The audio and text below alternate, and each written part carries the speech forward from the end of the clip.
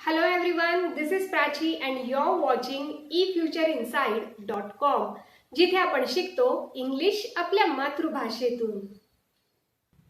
लहानपणापासून आपण इंग्रजी शिकतोय, इंग्लिश ग्रामरही शिकलोय. त्यामुळे आपल्याला बरीचशी व्होकॅब्युलरी माहिती आहे, बरेचसे सेंटेन्स माहिती आहे, पण ते वाक्यात उपयोग कसे करायचे यातच सगळा गोंधळ उडतो आणि आपण चुकतो किंवा चुकू म्हणून बोलतच नाही.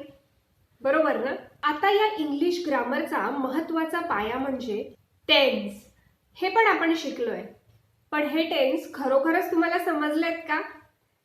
आय एम शुअर 80% लोकांना ते अजूनही नाही समजलेत आणि ते अजूनही कन्फ्यूज आहे की वर्बचा फर्स्ट फॉर्म कधी वापरायचा, सेकंड फॉर्म कधी वापरायचा, आयएनजी कुठे लावायचं आणि कधी लावायचं. बट डोंट वरी, हा व्हिडिओ पूर्ण पाहिल्यानंतर तुमचे सगळे डाऊट्स क्लिअर होतील. मी अगदी सोप्या पद्धतीने तुम्हाला समजावून सांगण्याचा प्रयत्न केला आहे. पण त्याआधी जे या चॅनलवर नवीन आहेत त्यांनी सबस्क्राईब करा आणि बेल आयकॉन दाबा, म्हणजे पुढचे सगळे व्हिडिओ तुम्हाला स्टेप बाय स्टेप मिळतील. आता सगळ्यात आधी समजून घेऊया what is tense. Tense is equal to time. Tense आपण टाइम म्हणजेच वेळ रेफर करण्यासाठी यूज करतो आणि वेळ ही 3 प्रकारची आहे, म्हणून टेन्स ही 3 प्रकारचे आहेत: प्रेझेंट टेन्स, पास्ट टेन्स आणि फ्युचर टेन्स. चालू गोष्टी सांगण्यासाठी प्रेझेंट टेन्स म्हणजेच वर्तमान काळाचा उपयोग होतो. घडून गेलेल्या गोष्टी सांगण्यासाठी पास्ट टेन्स म्हणजेच भूतकाळाचा उपयोग होतो आणि भविष्यात घडणाऱ्या गोष्टी सांगण्यासाठी फ्युचर टेन्स म्हणजेच भविष्यकाळाचा आपण उपयोग करतो. हे आपल्या सगळ्यांना माहिती आहे, पण त्याआधी 3 इम्पॉर्टंट रूल आपल्याला माहिती असणं खूप गरजेचं आहे. हे एकदा तुमच्या लक्षात आले की तुम्ही इंग्रजी सहज बोलू शकतात. तर यातला पहिला इम्पॉर्टंट रूल आहे ग्रॅमॅटिकल पर्सन. हे 3 प्रकारचे असतात: first person, second person and third person, ज्याला आपण मराठीत प्रथम, द्वितीय आणि तृतीय पुरुषवाचक सर्वनाम असं म्हणतो. आता फर्स्ट पर्सन म्हणजे मी, आम्ही, आय, मी किंवा वी. सेकंड पर्सन म्हणजे तू, तुम्ही म्हणजे यू. आणि third person I, me, we आणि यूला सोडून बाकी सगळे थर्ड पर्सन असतात, म्हणजेच तो, ती, ते. He, she, it, they, sister, brother, table, chair, Sita, Ramesh हे सगळे थर्ड पर्सन असतात. ओके, तर हा झाला आपला पहिला रूल. आता सेकंड रूल, सेंटेन्स स्ट्रक्चर. प्रत्येक सेंटेन्समध्ये आपल्याला 3 गोष्टी ओळखता यायला हव्यात. त्या म्हणजे सब्जेक्ट, ऑब्जेक्ट आणि वर्ब. सब्जेक्ट जो काम करतो म्हणजे कर्ता, ऑब्जेक्ट म्हणजे ज्यावर काम चालू आहे म्हणजेच कर्म, आणि वर्ब म्हणजे होणारी क्रिया म्हणजेच क्रियापद. आता फॉर एक्झाम्पल, मी फुटबॉल खेळतो. यात सब्जेक्ट आहे मी, ऑब्जेक्ट आहे फुटबॉल आणि वर्ब आहे खेळतो. आपल्या मराठी किंवा हिंदीमध्ये सुद्धा वाक्याचा क्रम नेहमी आधी सब्जेक्ट, नंतर ऑब्जेक्ट आणि नंतर वर्ब असा असतो. पण इंग्रजीमध्ये वाक्याची रचना ही नेहमी आधी सब्जेक्ट, नंतर वर्ब आणि नंतर ऑब्जेक्ट अशी असते. म्हणजे सेंटेन्स होईल आय प्ले फुटबॉल. सगळ्यात महत्त्वाची गोष्ट आपल्याला लक्षात ठेवायची आहे ती म्हणजे टेन्समध्ये सब्जेक्ट आणि ऑब्जेक्ट प्रत्येक वेळेला सेमच असतं, फक्त चेंज होतं ते वर्ब. बऱ्याचदा आपण बोलताना आधी आपल्या भाषेत विचार करतो आणि ट्रान्सलेट करून बोलण्याचा प्रयत्न करतो आणि चुकतो. त्यामुळे हे सेंटेन्स स्ट्रक्चर आपण आधी समजून घ्यायचं आहे. Now rule number 3, that is forms of verb. म्हणजे आपल्याला सब्जेक्ट आणि ऑब्जेक्ट तर सेमच ठेवायचं आहे हे लक्षात आलं, पण आता वर्ब चेंज करायचं आहे, तेव्हा कोणत्या टेन्ससाठी कोणतं वर्ब लागेल हे तुम्हाला माहिती असायला हवं. तेव्हा वर्बचे मेन 3 फॉर्म्स असतात. पहिला असतो बेस म्हणजेच प्रेझेंट फॉर्म, दुसरा फॉर्म असतो पास्ट आणि third form is past participle. आणि यात आपण अजून एक ॲड करू शकतो म्हणजे प्रेझेंट पार्टिसिपल. यात मेन वर्बलाच ING ॲड केलं असतं. आता फॉर एक्झाम्पल जर first form of verb play असेल तर त्याचा सेकंड फॉर्म होईल प्लेड, थर्ड फॉर्म प्लेड आणि फोर्थ फॉर्म प्लेइंग. तसंच राईटचं होईल रोट, रिटन, रायटिंग. ईटचं होईल एट, इटन, ईटिंग. आता आपण जसे जसे टेन्स शिकू तसं तसं तुमच्या लक्षात येईल की याचा वापर कसा करायचा आहे. आता पुढे टेन्सचे प्रकार. आता हे टेन्सचे प्रकार तुम्हाला सहज समजण्यासाठी मी एक फॅमिली ट्रीचं उदाहरण देते. For example head of the family आहे टेन्स. त्याला 3 मुलं आहेत, प्रेझेंट, पास्ट आणि फ्युचर. ओके. आणि या तिघांनाही प्रत्येकी 4 मुलं आहेत, सिम्पल, कंटिन्युअस, परफेक्ट आणि परफेक्ट कंटिन्युअस. आणि आता यांची नावं कशी लक्षात ठेवायची ते पहा. आता इकडून आला सिम्पल आणि इकडून प्रेझेंट, झाला सिम्पल प्रेझेंट टेन्स. तसंच present continuous tense, present perfect tense, present perfect continuous हे झाले प्रेझेंटची मुलं. तसंच पास्टचे, इकडून सिम्पल आणि इकडून पास्ट झाला सिम्पल पास्ट. तसंच दुसरा past continuous, past perfect tense आणि पास्ट परफेक्ट कंटिन्युअस टेन्स. ही झाली पास्ट टेन्सची फॅमिली. आणि लास्ट फ्युचर टेन्स, इकडून आला सिम्पल, इकडून फ्युचर झालं सिम्पल फ्युचर टेन्स. तसंच future continuous tense, next future perfect tense आणि last future perfect continuous tense. असा हा पूर्ण परिवार आहे टोटल 12 टेन्सचा. आता आपण यातला पहिला प्रकार बघणार आहोत, सिम्पल प्रेझेंट टेन्स. याला इनडेफिनाइट टेन्स सुद्धा म्हणतात. याचा उपयोग रेग्युलर केल्या जाणाऱ्या गोष्टी, आपल्या सवयी, हॅबिट्स, रुटीन किंवा फॅक्ट सांगण्यासाठी करतात. फॉर एक्झाम्पल मी फुटबॉल खेळतो, सवय आहे.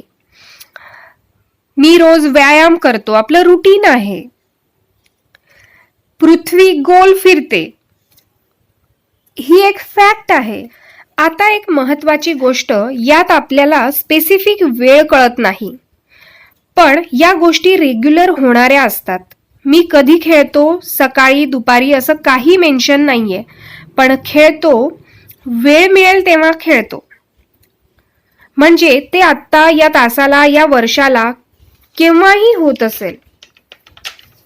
हे ओळखण्याची अजून एक पद्धत म्हणजे या टेन्सच्या शेवटी खातो, जातो, करतो असे शब्द येतात. आता काही एक्झाम्पल्स बघूया ज्यातून तुम्हाला हा टेन्स पूर्णपणे लक्षात येईल.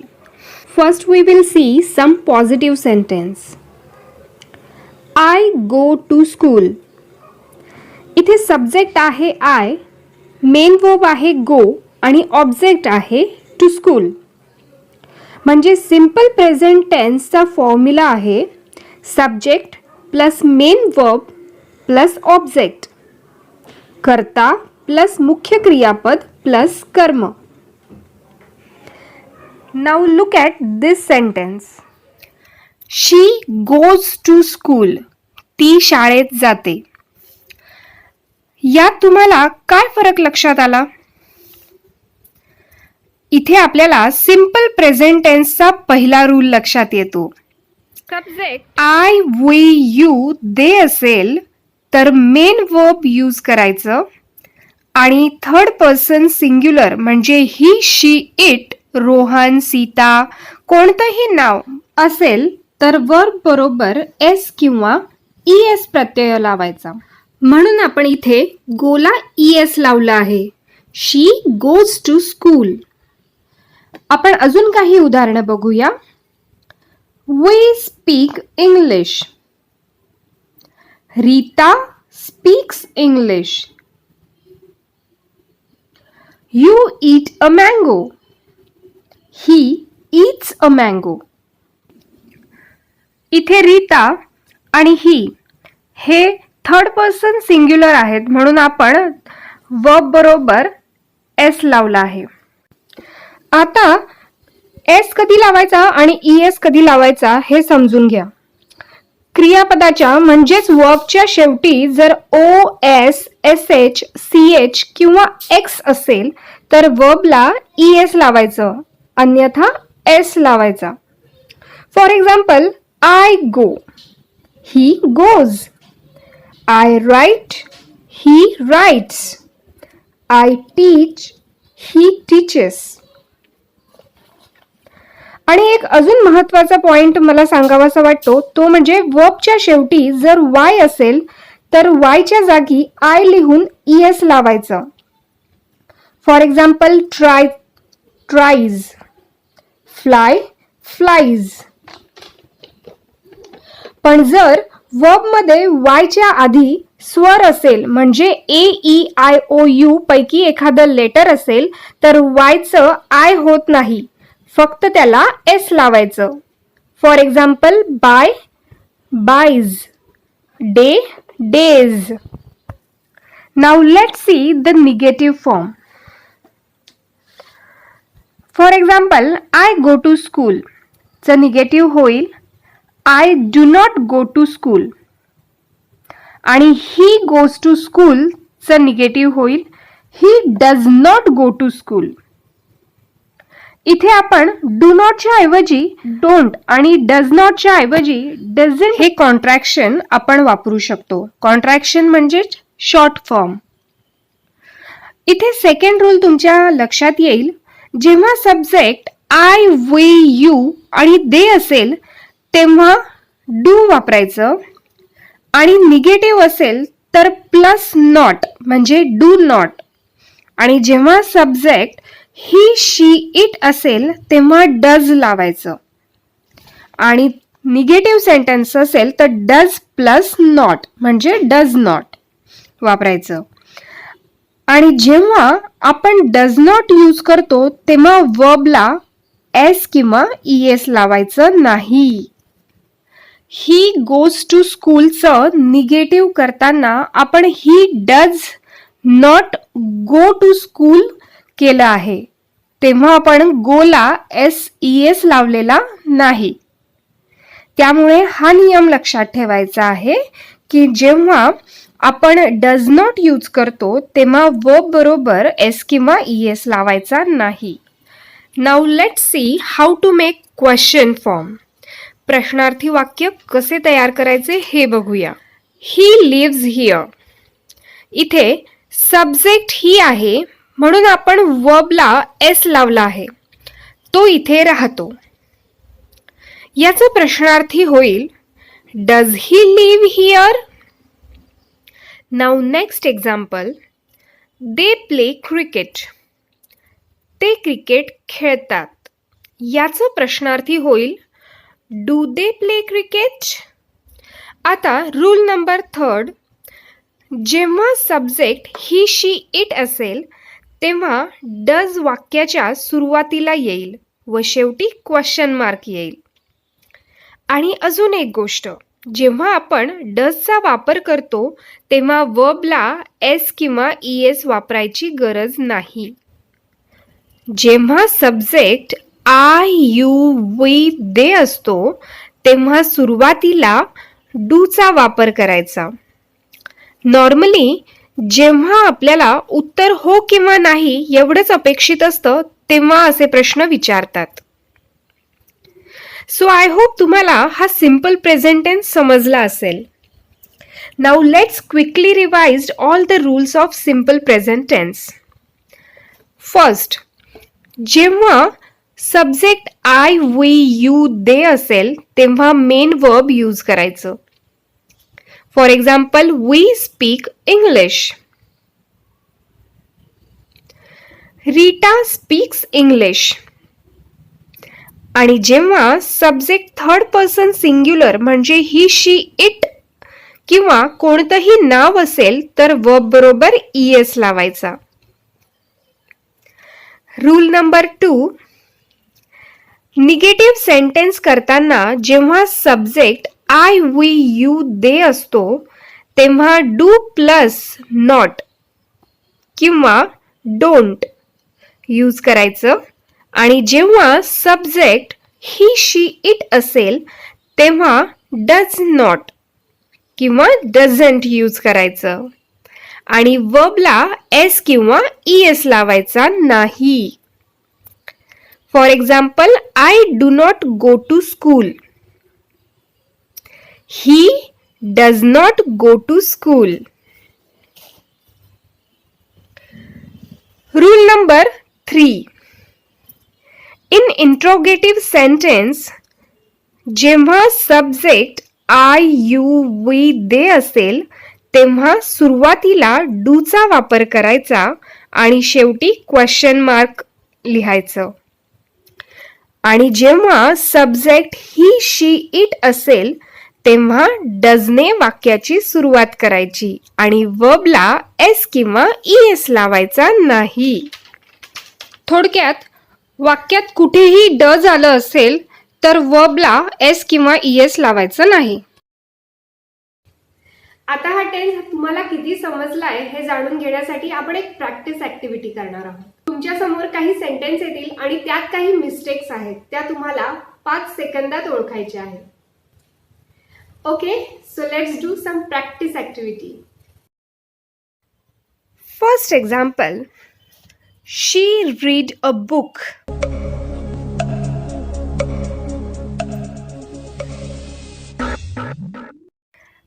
करेक्ट सेंटेन्स आहे she reads a book. Subject she आहे म्हणून आपण वर्बला एस किंवा ईएस लावतो, त्यामुळे इथे रीड्स येईल. Next example, they writes a letter.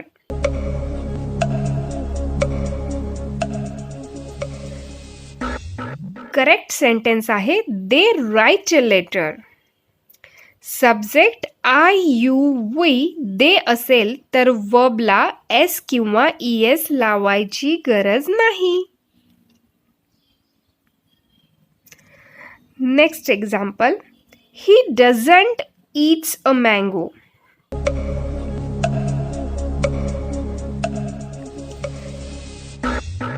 इथे आपण ही, शी, इट असेल तर डज नॉट म्हणजे डझंट वापरतो, ते करेक्ट आहे. पण आपण जेव्हा डझंट वापरतो तेव्हा वर्बला एस किंवा ईएस लावायची गरज नाही. So the correct sentence is he doesn't eat a mango. Great job. I hope सगळ्यांचं बरोबर आलं असेल.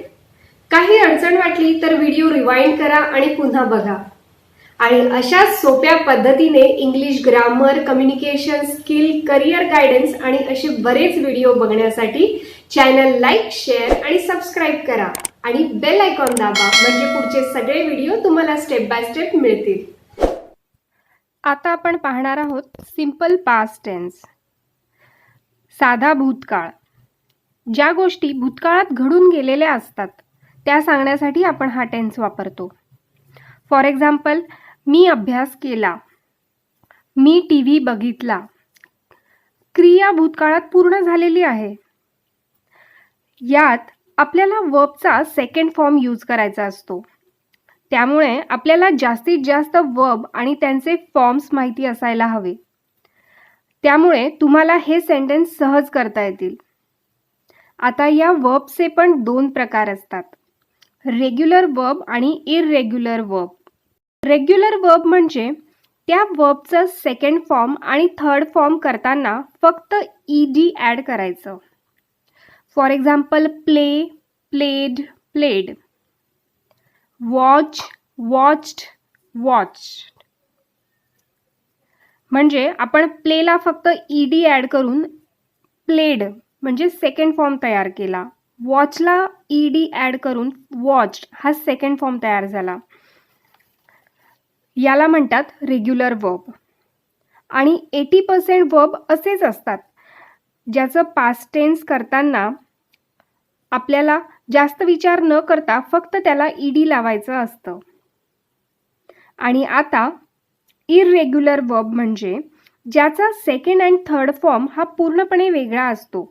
For example eat, ate, eaten, go, went, gone.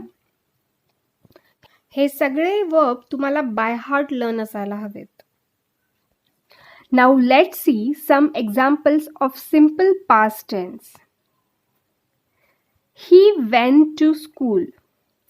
तो शाळेत गेला. इथे सब्जेक्ट आहे ही आणि गोचा पास्ट फॉर्म आपण वापरला आहे म्हणजे वेंट.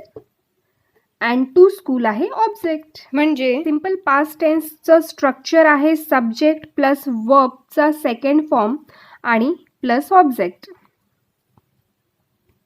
यात आपण एक्सप्रेशन यूज करू शकतो.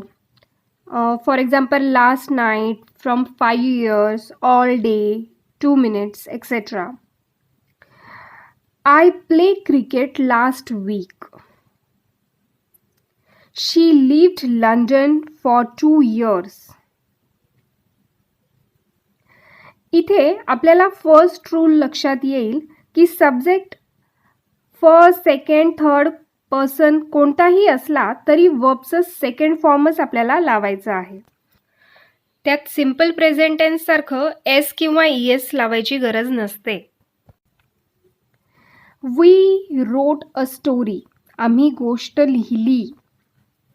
ली आलं आहे. साधा भूतकाळ ओळखण्याची सोपी पद्धत म्हणजे या वाक्यांच्या शेवटी ला, ले, ली, गेलो, आलो, खेळलो असे शब्द येतात. ही झाली पॉझिटिव्ह सेंटेन्स. आता बघूया निगेटिव्ह सेंटेन्स. यात आपण आधीचीच काही उदाहरणं बघूया.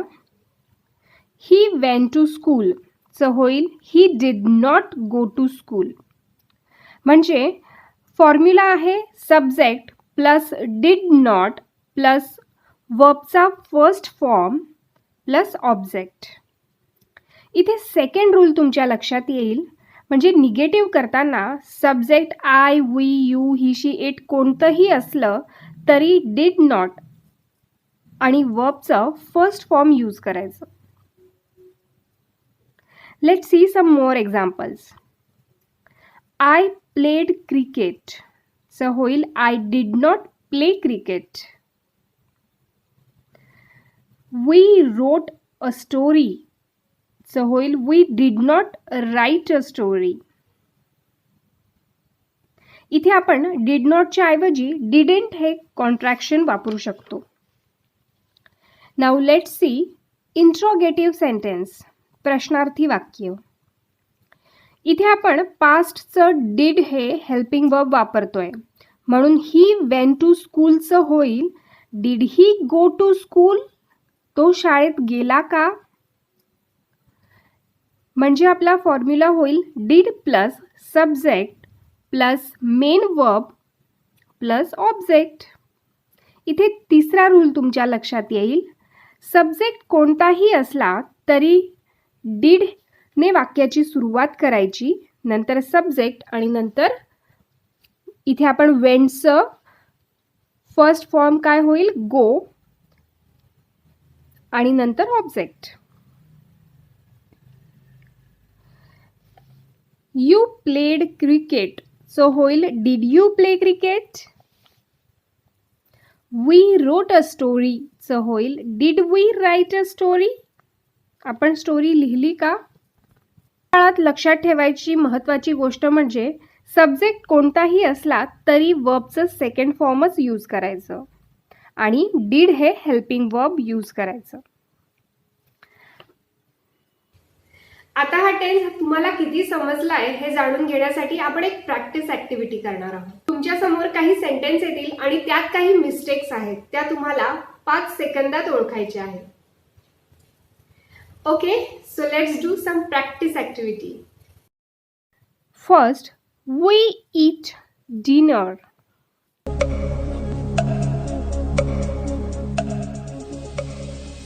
Correct sentence is we ate dinner.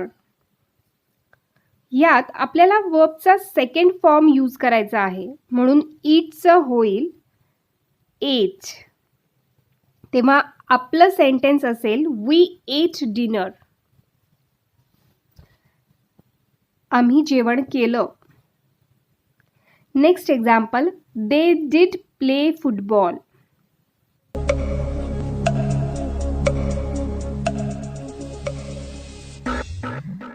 Correct sentence आहे दे प्लेड फुटबॉल. इथे पॉझिटिव्ह सेंटेन्समध्ये डिड वापरण्याची गरज नसते, डायरेक्ट वर्बचा सेकंड फॉर्म यूज करायचा असतो. Next example, did she lost weight.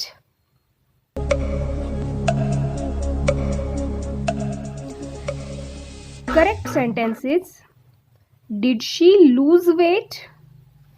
कारण क्वेश्चन फॉर्म करताना आपल्याला did plus subject plus main verb plus object use करायचं असतं, म्हणून आपलं सेंटेन्स होईल डिड शी लूज वेट. तिने वजन कमी केलं का. Next example, I take a book from the library.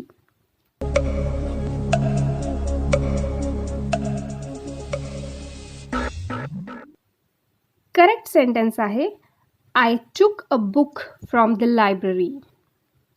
मी लायब्ररीतून पुस्तक घेतले. कारण टेकचं सेकंड फॉर्म आहे टूक. टेक, टूक, taken. Great job. I hope सगळ्यांचं बरोबर आलं असेल. काही अडचण वाटली तर व्हिडिओ रिवाइंड करा आणि पुन्हा बघा. आणि अशा सोप्या पद्धतीने English grammar, communication skill, career guidance आणि असे बरेच व्हिडिओ बघण्यासाठी चॅनल लाईक, शेअर आणि सबस्क्राईब करा आणि बेल आयकॉन दाबा, म्हणजे पुढचे सगळे व्हिडिओ तुम्हाला स्टेप बाय स्टेप मिळतील. Now in this video we will see simple future tense. साधा भविष्यकाळ. After this video, you can express yourself in past, present and future tense. So keep watching. We use simple future tense for upcoming future events and predictions. आपण कोणतीही गोष्ट जी फ्युचरमध्ये होणार आहे, भविष्यात होणार आहे, किंवा एखादी गोष्ट फ्युचरमध्ये होईल असं प्रिडिक्ट करायचं आहे, तेव्हा हा टेन्स वापरतो. For example, I will watch TV. मी TV बघेन. म्हणजे subject I, we, you, he, she, it कोणताही असला तरी आपल्याला मेन वर्बच्या आधी विल हे हेल्पिंग वर्ब यूज करायचं आहे. त्यामुळे स्ट्रक्चर होईल subject plus will plus main verb plus object. Now next example, I will lose weight. मी वजन कमी करेल. She will sleep. ती झोपेल. Now look at this sentence.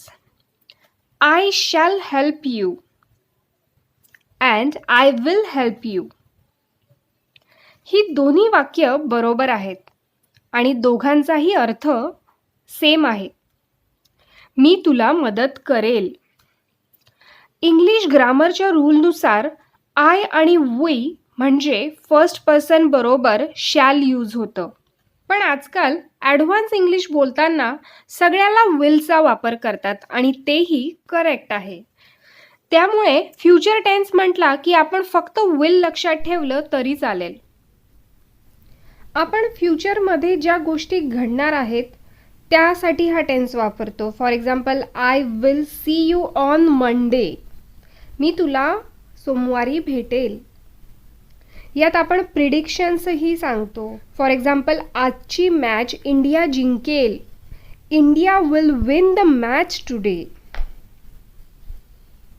नक्की माहिती नाहीये, पण मला असं वाटतं की आजची मॅच इंडिया जिंकेल.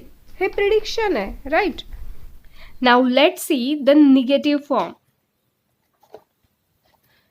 शी विल स्लीपचं होईल she will not sleep. Will नॉटच्या ऐवजी आपण वोंट हे कॉन्ट्रॅक्शन वापरू शकतो. म्हणजे शी वोंट स्लीप, ती झोपणार नाही.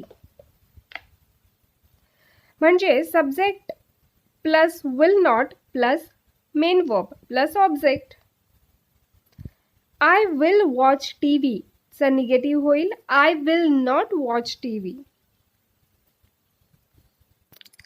Now let's see interrogative sentence. प्रश्नार्थी वाक्य. आणि प्रश्नार्थी वाक्याची रचना होईल आधी विल प्लस सब्जेक्ट, नंतर मेन वर्ब प्लस ऑब्जेक्ट आणि question mark. For example, will I help you? मी तुला मदत करू का? Will he go to school? तो शाळेत जाईल का? Will she sleep? ती झोपेल का? Now let's quickly revise important rules of simple future tense. So या टेन्समध्ये तुम्हाला लक्षात ठेवायचं आहे ते म्हणजे सब्जेक्ट कोणताही असो विल हे हेल्पिंग वर्ब यूज करायचं. पॉझिटिव्ह सेंटेन्समध्ये I will help you, subject plus will plus main verb plus object.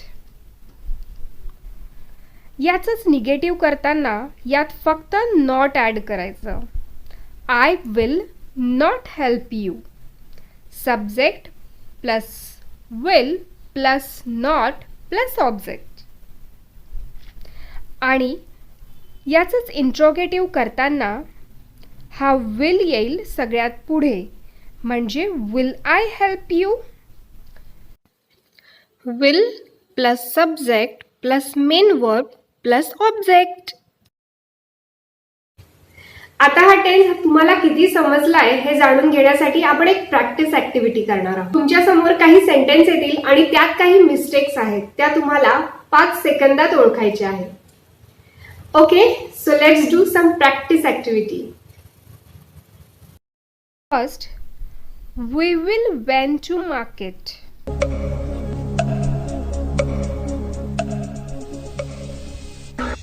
Future टेन्समध्ये आपल्याला फक्त मेन वर्ब यूज करायचं आहे, त्यामुळे वेंटचं आपल्याला गो करावं लागेल. म्हणून सेंटेन्स होईल we will go to market. आपण मार्केटला जाऊ.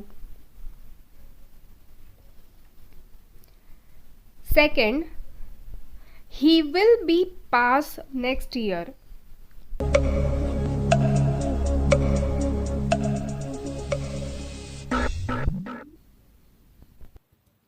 सिंपल फ्युचर टेन्समध्ये आपल्याला लक्षात ठेवायचं आहे subject plus will plus main verb and then object.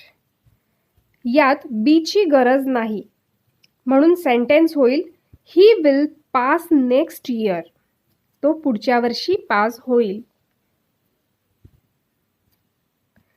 Next, third, I will buy this dress yesterday.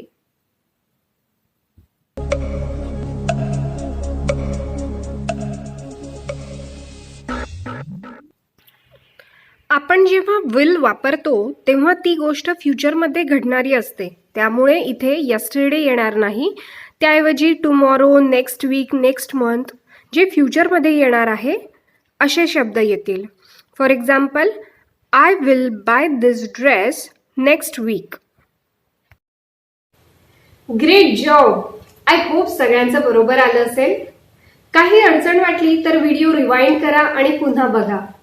आणि अशा सोप्या पद्धतीने English grammar, communication skill, career guidance आणि असे बरेच व्हिडिओ बघण्यासाठी चॅनल लाईक, शेअर आणि सबस्क्राईब करा आणि बेल आयकॉन दाबा, म्हणजे पुढचे सगळे व्हिडिओ तुम्हाला स्टेप बाय स्टेप मिळतील. ग्रामर शिकणं नेहमीच सगळ्यांना खूप किचकट वाटतं, पण मी खूप सोप्या पद्धतीने तुम्हाला समजावून सांगण्याचा प्रयत्न करणार आहे. तो व्हिडिओ पूर्ण पहा.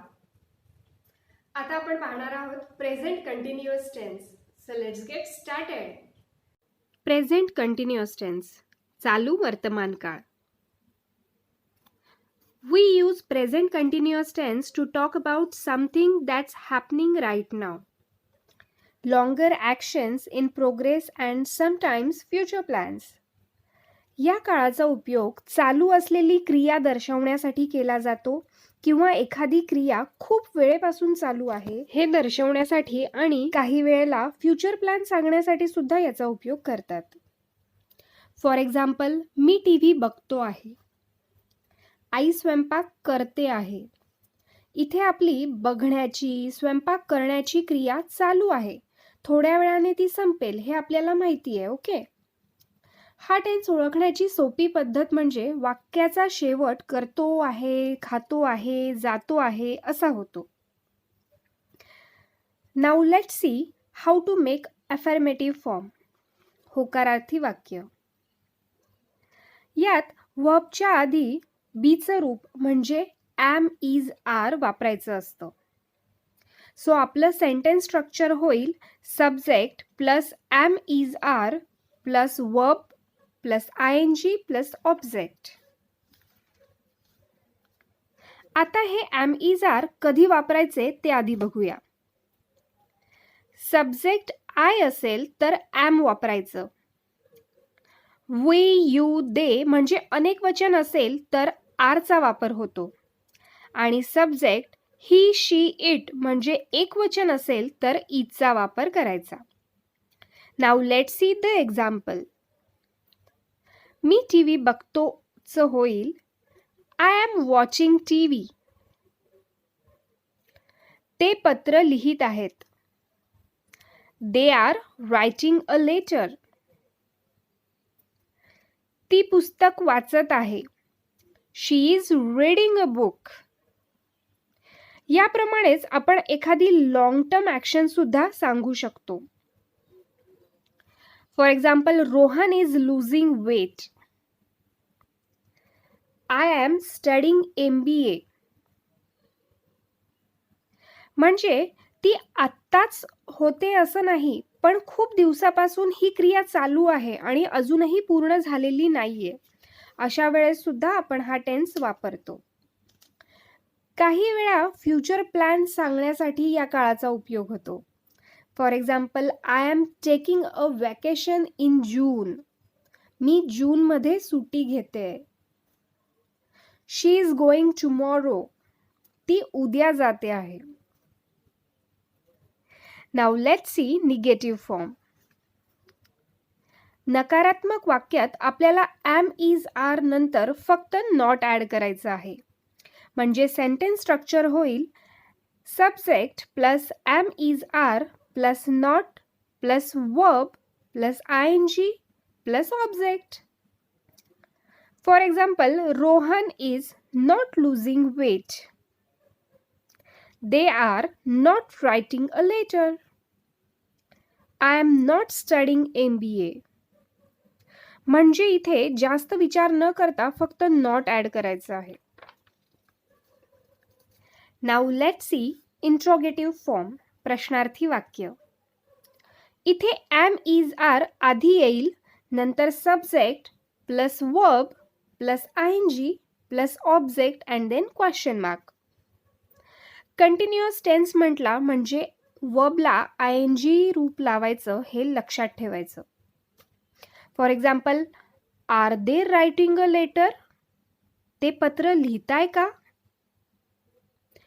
Is she reading a book. ती पुस्तक वाचते आहे का? Am I watching a TV. मी टीव्ही बघतोय का? नॉर्मली जेव्हा आपल्याला उत्तर हो किंवा नाही एवढंच अपेक्षित असतं तेव्हा असे प्रश्न विचारतात. आता हा टेन्स तुम्हाला किती समजलाय हे जाणून घेण्यासाठी आपण एक प्रॅक्टिस ॲक्टिव्हिटी करणार आहोत. तुमच्या समोर काही सेंटेन्स येतील आणि त्यात काही मिस्टेक्स आहेत, त्या तुम्हाला 5 सेकंदात ओळखायच्या आहेत. Okay, so let's do some practice activity. First example, Meena cooking food.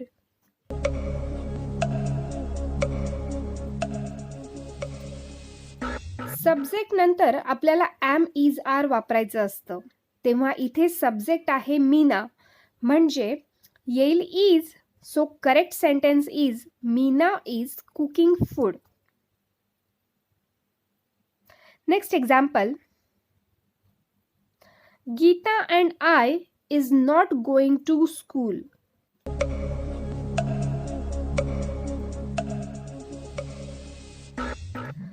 इथे गीता अँड आय म्हणजे अनेक वचन आहे, तेव्हा आपण वी वापरू शकतो आणि वी बरोबर आर येतं, म्हणून करेक्ट सेंटेन्स होईल we are not going to school.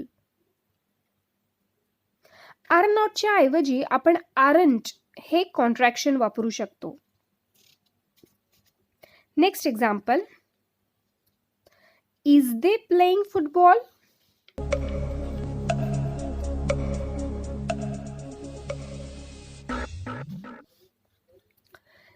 दे अनेक वचन आहे, म्हणून आपल्याला रूल प्रमाणे दे बरोबर आर यूज करावं लागेल, म्हणून करेक्ट सेंटेन्स होईल आर दे प्लेइंग फुटबॉल. आता आपण पाहणार आहोत पास्ट कंटिन्युअस टेन्स, चालू भूतकाळ. This tense is use to talk about actions that were going on at a certain movement in the past. या काळाचा उपयोग भूतकाळात एखादी क्रिया विशिष्ट वेळेला सुरू होती हे सांगण्यासाठी आपण करतो. फॉर एक्झाम्पल, मी अभ्यास करत होतो, मी टीव्ही बघत होतो, आई स्वयंपाक करत होती. इथे एम इज आरच्या ठिकाणी वॉज वर येतं, म्हणजे सेंटेन्स स्ट्रक्चर होईल subject plus was were plus verb plus ING plus object. Now let's see affirmative form. Me TV बघत होतो, आय वॉज वॉचिंग टीव्ही. आम्ही खात होतो, वी वर इटिंग. इथे तुम्हाला पास्ट कंटिन्युअस टेन्सचा रूल लक्षात येईल. Subject I, he, she, it किंवा एखादं सिंग्युलर नाव असेल तर वॉज हे हेल्पिंग वर्ब यूज करायचं, आणि जेव्हा वी, यू, दे किंवा एखादं प्लुरल अनेकवचनी नाव असेल तर वर हे हेल्पिंग वर्ब यूज करायचं. Let's see more examples. They were coming to home. ते घरी येत होते. Rohan was reading a book. Rohan पुस्तक वाचत होता.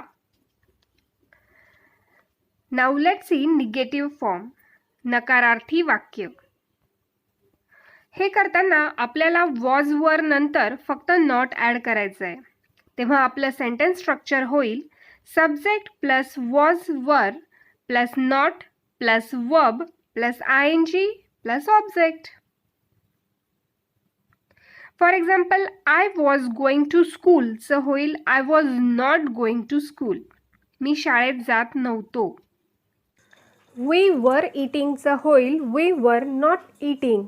आम्ही खात नव्हतो.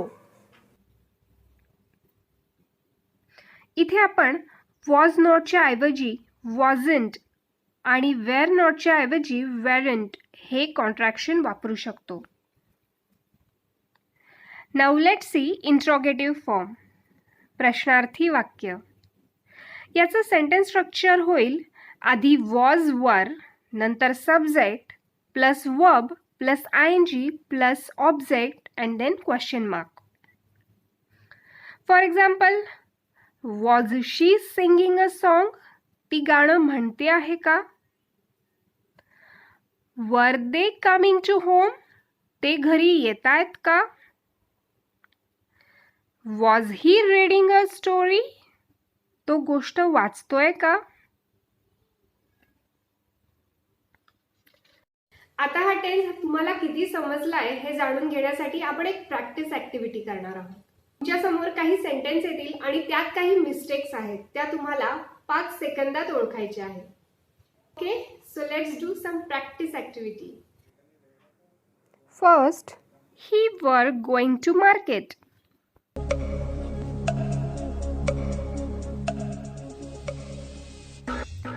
रूल प्रमाणे ही बरोबर वॉज वापरायचं असतं, म्हणून करेक्ट सेंटेन्स होईल he was going to market. Now next example, was you playing a cricket?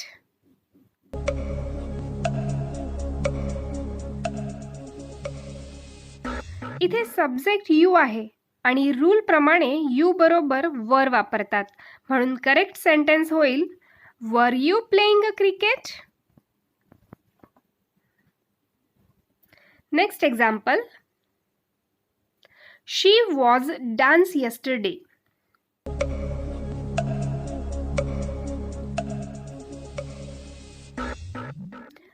इथे शी बरोबर वॉज बरोबर आहे, पण कंटिन्युअस टेन्स म्हटला तर वर्ब नंतर आपल्याला ING लावायचं आहे, म्हणून करेक्ट सेंटेन्स होईल शी वॉज डान्सिंग yesterday.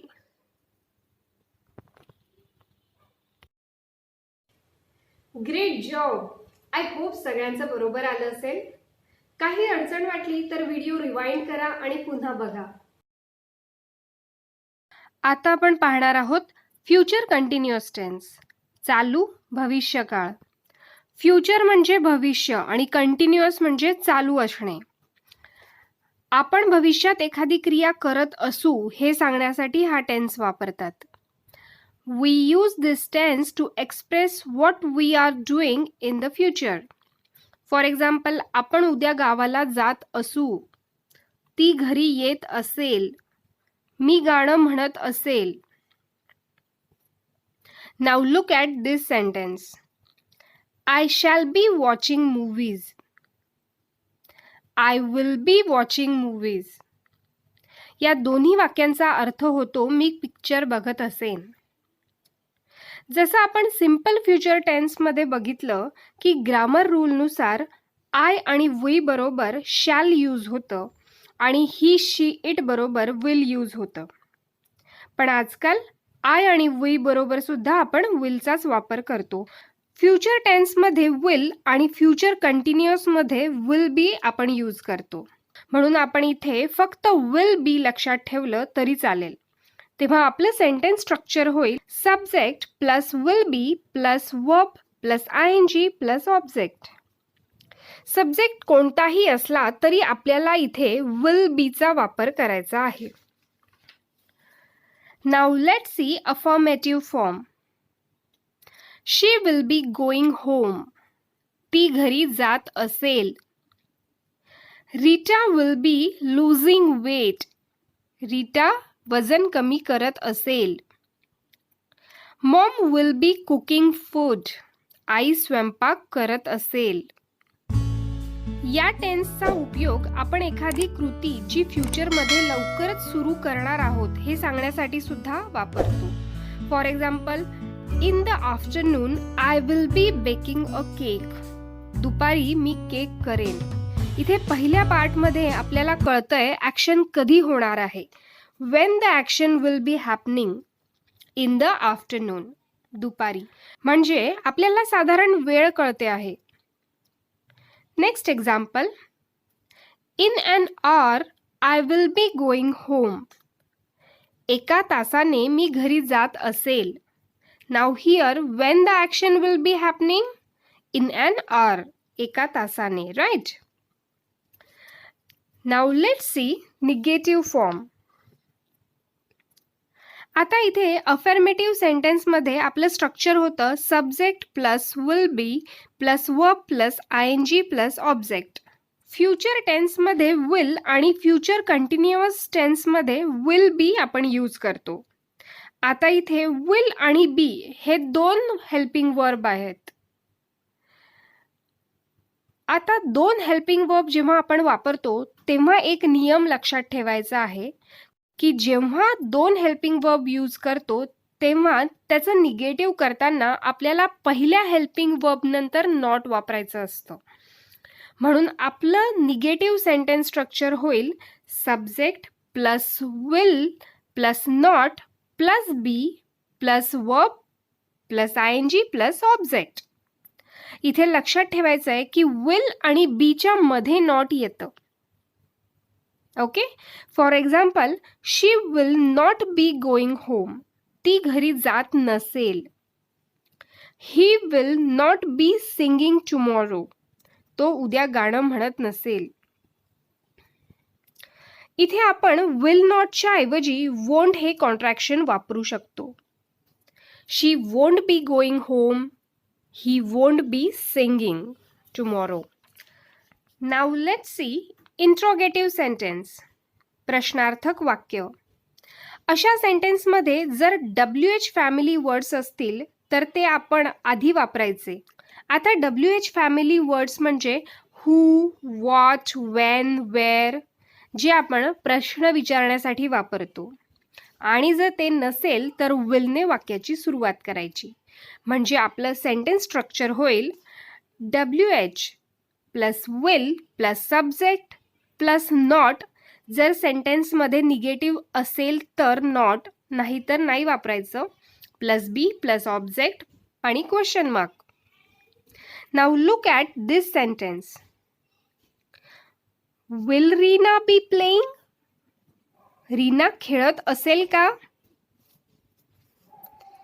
इथे WHचा आपण वापर केलेला नाहीये म्हणून विलने सेंटेन्सची सुरुवात केली आहे. Now next question. What will Reena be playing. Reena काय खेळत असेल? या दोन्ही प्रश्नात खूप फरक आहे. जेव्हा आपण प्रश्न विचारतो विल रीना बी प्लेइंग, त्याचं उत्तर हो किंवा नाही एवढंच असतं. पण जेव्हा आपण म्हणतो what will Reena be playing, Reena काय खेळत असेल, तेव्हा इथे ती काय खेळते हे आपल्याला सांगायचं आहे. म्हणजे आपण बास्केटबॉल, फुटबॉल असं वेगवेगळं काहीही सांगू शकतो. त्यामुळे आपल्याला इथे लक्षात ठेवायचं आहे ते म्हणजे उत्तर जर हो किंवा नाही एवढंच अपेक्षित असेल तेव्हा WH फॅमिलीचा वापर करायचा नाही. पण जेव्हा आपल्याला सविस्तर उत्तर अपेक्षित असतं तेव्हा आपल्याला WH फॅमिलीचा म्हणजे हू, व्हॉट, वेन, वेअर असे वर्ड्स यूज करावे लागतात. आता हा टेन्स तुम्हाला किती समजलाय हे जाणून घेण्यासाठी आपण एक प्रॅक्टिस ऍक्टिव्हिटी करणार आहोत. तुमच्या समोर काही सेंटेन्स येतील आणि त्यात काही मिस्टेक्स आहेत, त्या तुम्हाला 5 सेकंदात ओळखायच्या आहेत. Okay, so let's do some practice activity. First, she will sleeping early at night.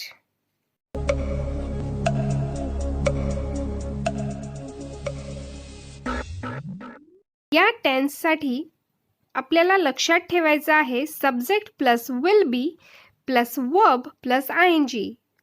So correct sentence is she will be sleeping early at night. ती रात्री लवकर झोपत असेल. Next example. They will sing a song.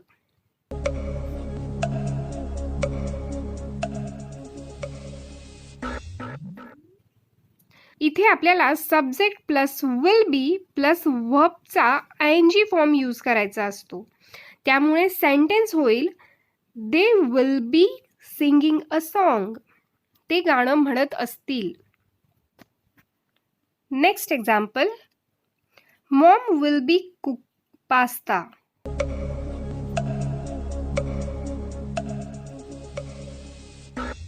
इथे subject नंतर will be correct आहे, पण आपल्याला वर्ब बरोबर ING पण लावायचं आहे. म्हणून करेक्ट सेंटेन्स होईल Maugham will be cooking pasta. I pasta बनवत असेल.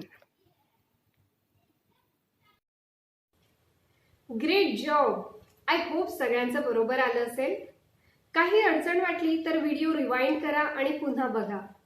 आणि अशाच सोप्या पद्धतीने English grammar, communication skill, career guidance आणि असे बरेच व्हिडिओ बघण्यासाठी चॅनल लाईक, शेअर आणि सबस्क्राईब करा. आणि बेल आयकॉन दाबा म्हणजे पुढचे सगळे व्हिडिओ तुम्हाला स्टेप बाय स्टेप मिळतील. Now look at the slides. Present perfect tense, पूर्ण वर्तमान काळ. We use this tense to talk about action that happened in the past and completed. But exact time is not important. म्हणजे एखादी क्रिया पूर्ण झालेली असते तेव्हा हा टेन्स आपण वापरतो. मोस्टली आपल्या आयुष्यात घडून गेलेल्या गोष्टी सांगण्यासाठी आपण या टेन्सचा वापर करतो. फॉर एक्झाम्पल, मी XYZ कंपनीत काम केलं आहे. मी सॉफ्टवेअरचा कोर्स केला आहे. यात आपण एक्झॅक्ट वेळ सांगितली नाहीये की कोर्स कधी झालाय. 2015, 16 असं काहीही मेन्शन केलं नाहीये. फक्त भूतकाळात ती क्रिया पूर्ण झालेली आहे. We also use this tense to talk about action completed recently. नुकतीच एखादी क्रिया पूर्ण झालेली असते तेव्हा सुद्धा आपण हा टेन्स वापरतो. फॉर एक्झाम्पल, मी मूव्ही बघितला, तो ऑफिसला गेला, नुकतीच पूर्ण झालेली क्रिया आहे. Now let's see affirmative form. I have eaten a mango. मी आंबा खाल्ला आहे. Geeta has washed clothes. गीताने कपडे धुतले आहे. इथे प्रेझेंट परफेक्ट टेन्सचा रूल तुमच्या लक्षात येईल की जेव्हा subject I, we, you, they असेल तेव्हा हॅव यूज करायचं आणि जेव्हा सब्जेक्ट ही, शी, इट किंवा सिंग्युलर नाव म्हणजे Ram, Shyam, Geeta, sun, moon, chair, table असेल तेव्हा हॅजचा वापर करायचा. म्हणजे आपलं सेंटेन्स स्ट्रक्चर होईल subject plus have, has plus वर्बचा थर्ड फॉर्म प्लस ऑब्जेक्ट. आता इथे सब्जेक्ट आहे आय म्हणून आपण हॅव हे हेल्पिंग वर्ब वापरलं आहे. प्लस वर्बचा थर्ड फॉर्म म्हणजे ईट, एट, इटन. इटचं थर्ड फॉर्म होईल इटन. नंतर ऑब्जेक्ट अ मँगो लिहिलंय. तसंच गीता हे सिंग्युलर म्हणजेच एकवचनी नाव आहे म्हणून आपण हॅज वापरलं आहे. वॉशचं तिसरं रूप वॉश्ड आणि नंतर ऑब्जेक्ट म्हणून आपलं सेंटेन्स झालं Geeta has washed clothes. Present perfect टेन्समध्ये आपल्याला लक्षात ठेवायचं आहे subject plus have, has plus वर्बचं third form plus object. Okay, now let's see negative form. इथे आपल्याला हॅव, हॅज नंतर फक्त नॉट ॲड करायचं आहे. बाकी काहीही चेंजेस करायचे नाही आहेत. म्हणजे आपलं सेंटेन्स स्ट्रक्चर होईल subject plus have, has plus not plus वर्बचं third form plus object. For example, I have not eaten a mango. मी आंबा खाल्ला नाही. Geeta has not washed clothes. गीताने कपडे धुतले नाहीत. इथे आपण हॅव नॉटच्या ऐवजी हॅवंट आणि हॅज नॉटच्या ऐवजी हॅझंट हे कॉन्ट्रॅक्शन वापरू शकतो. म्हणजे सेंटेन्स होईल I haven't eaten a mango. Geeta hasn't washed clothes. Now let's see interrogative form. इथे आधी have, has plus subject plus वर्बचं थर्ड फॉर्म प्लस ऑब्जेक्ट आणि मग क्वेश्चन मार्क यूज करायचं आहे. For example, has Suresh gone to school. Suresh शाळेत गेला का? जेव्हा आपल्याला हो किंवा नाही एवढंच उत्तर अपेक्षित असतं तेव्हा असे प्रश्न विचारता. पण जेव्हा आपल्याला सविस्तर उत्तर हवं असेल तेव्हा WH फॅमिलीचा वापर आपण करतो. आता WH फॅमिली म्हणजे why, who, what, when, where, how असे वर्ड्स जे आपण प्रश्न विचारण्यासाठी वापरतो.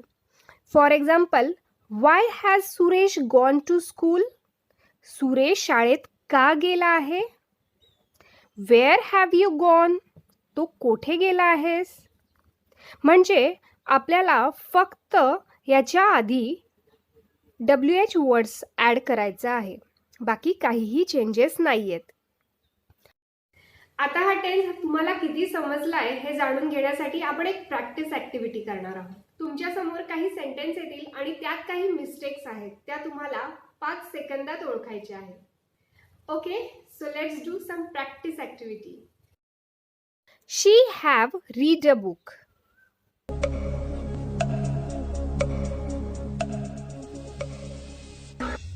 इथे सब्जेक्ट शी आहे म्हणून रूलनुसार आपल्याला हॅज यूज करायचं आहे. तेव्हा करेक्ट सेंटेन्स होईल she has read a book. तिने पुस्तक वाचलेले आहे. Second, you have taken a book.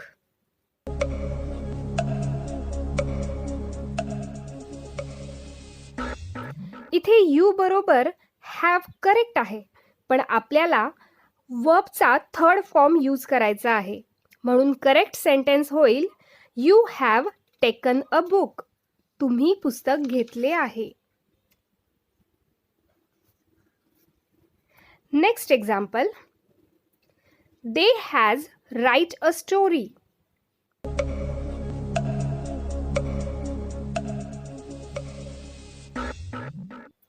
इथे सब्जेक्ट दे आहे, म्हणून आपल्याला हॅव वापरावं लागेल आणि वर्बचं थर्ड फॉर्म म्हणजे राईटचं होईल रिटन.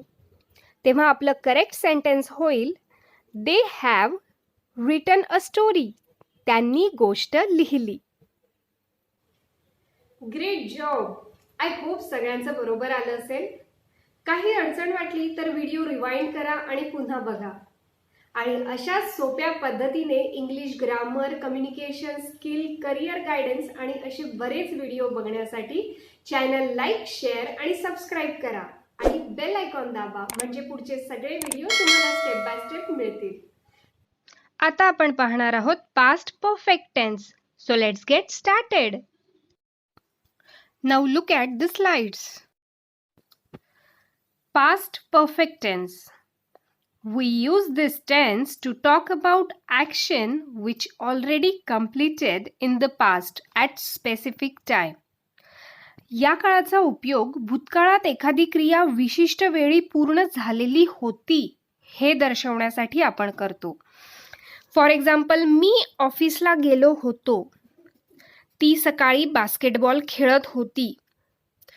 क्रिया भूतकाळात पूर्ण झालेली आहे. बरोबर. Now let's see affirmative form. Look at this sentence. Rohan had slept early. Rohan लवकर झोपला होता. I had told her. मी तिला सगळे सांगितले होते.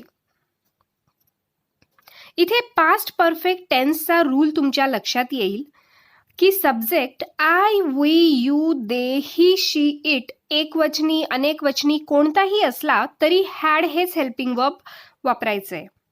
तेव्हा आपलं सेंटेन्स स्ट्रक्चर होईल सब्जेक्ट प्लस हॅड प्लस वर्बचं थर्ड फॉर्म प्लस ऑब्जेक्ट.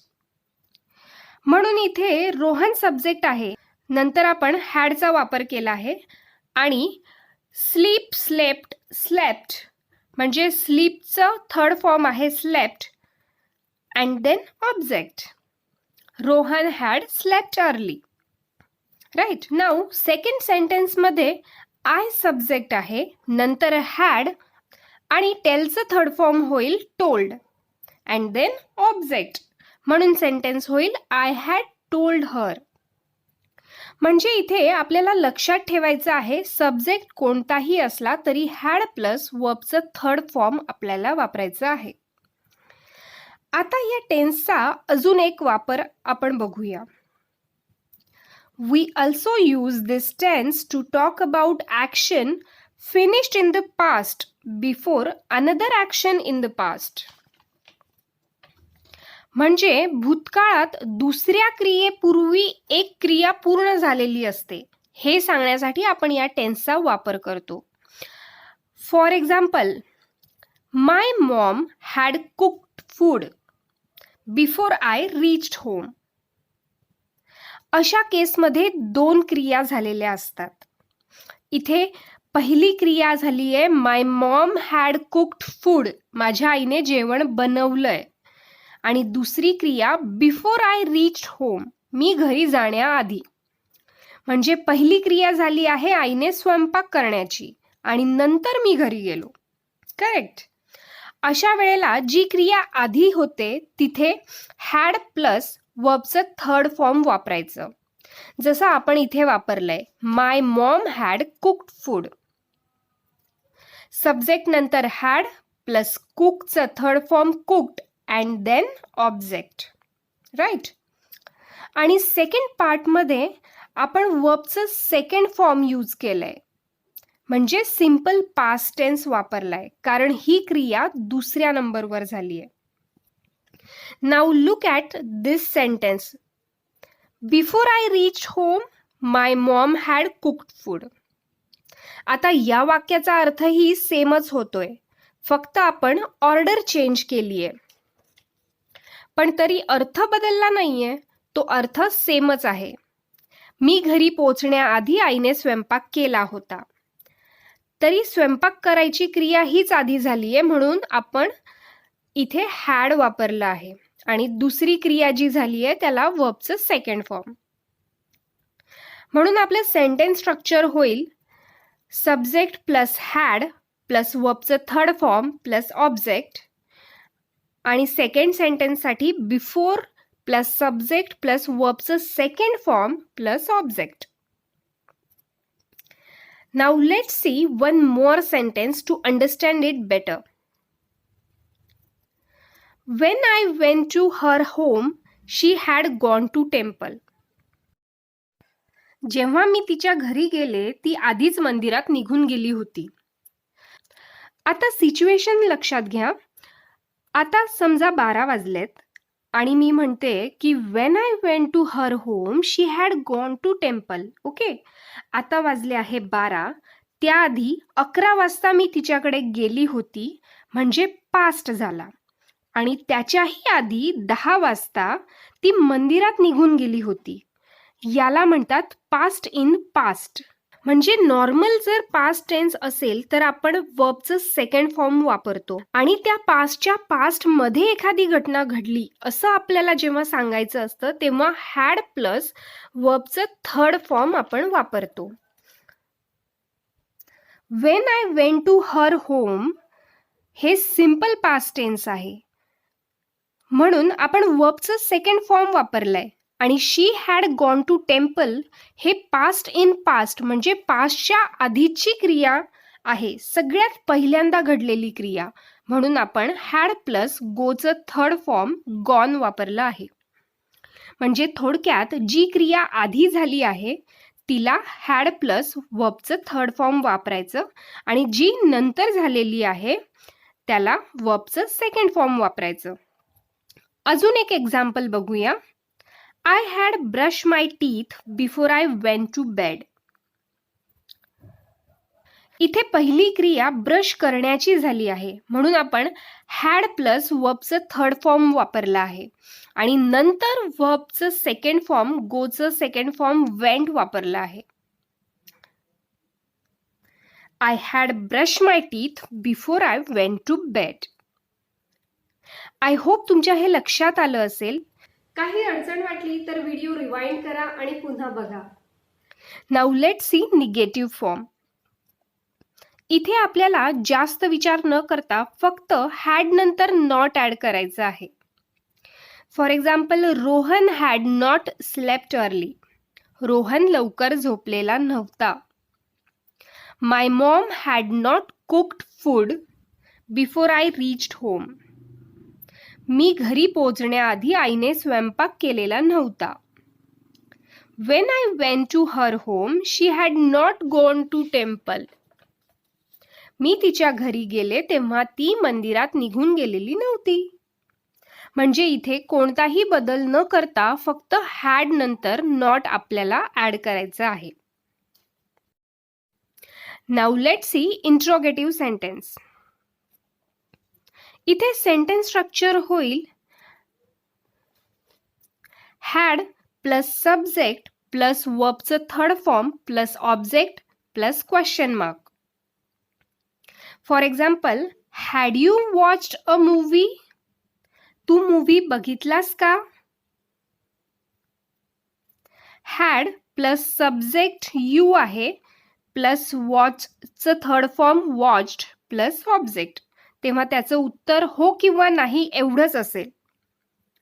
पण जेव्हा आपल्याला सविस्तर उत्तर हवं असेल तेव्हा आपण WH फॅमिलीचा वापर करतो. आता WH फॅमिली म्हणजे why, what, when, where, how, म्हणजे असे शब्द ज्याने आपण प्रश्न विचारू शकतो. तेव्हा आपल्याला फक्त हॅडच्या आधी WH वर्ड ॲड करायचा आहे. For example, what had you watched? तू काय बघितलंस? याचं उत्तर फक्त हो किंवा नाही देता येणार नाही. सविस्तरच उत्तर द्यावं लागेल. नेमकं काय बघितलं, right? Next example, had Priya gone to school? Priya शाळेत गेली का? यालाच WH वर्ड ॲड करून आपण म्हणू शकतो, why had Priya gone to school? Priya का शाळेत गेली? WH word plus had plus subject Priya plus गोचं third form gone plus object.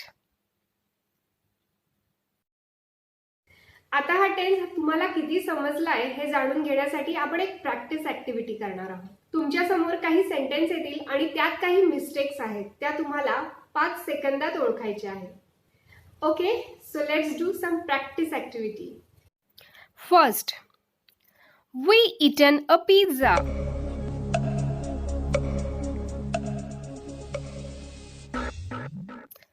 इथे सब्जेक्ट कोणताही असला तरी आपल्याला हॅड हे हेल्पिंग वर्ब यूज करायचं आहे. म्हणून आपलं सेंटेन्स होईल, we had eaten a pizza. Second, when I reached the station, the train had start.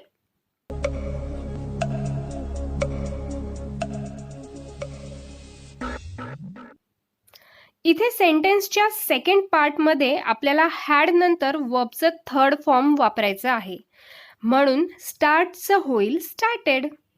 तेव्हा आपलं सेंटेन्स होईल, when I reached the station, the train had started. मी जेव्हा स्टेशनला पोहोचलो तेव्हा ट्रेन ऑलरेडी सुरू झाली होती. म्हणजे पहिली क्रिया ट्रेन सुरू होण्याची झाली आहे. म्हणून आपण हॅड प्लस वर्ब 3 लावलंय. Next example, had he went to market?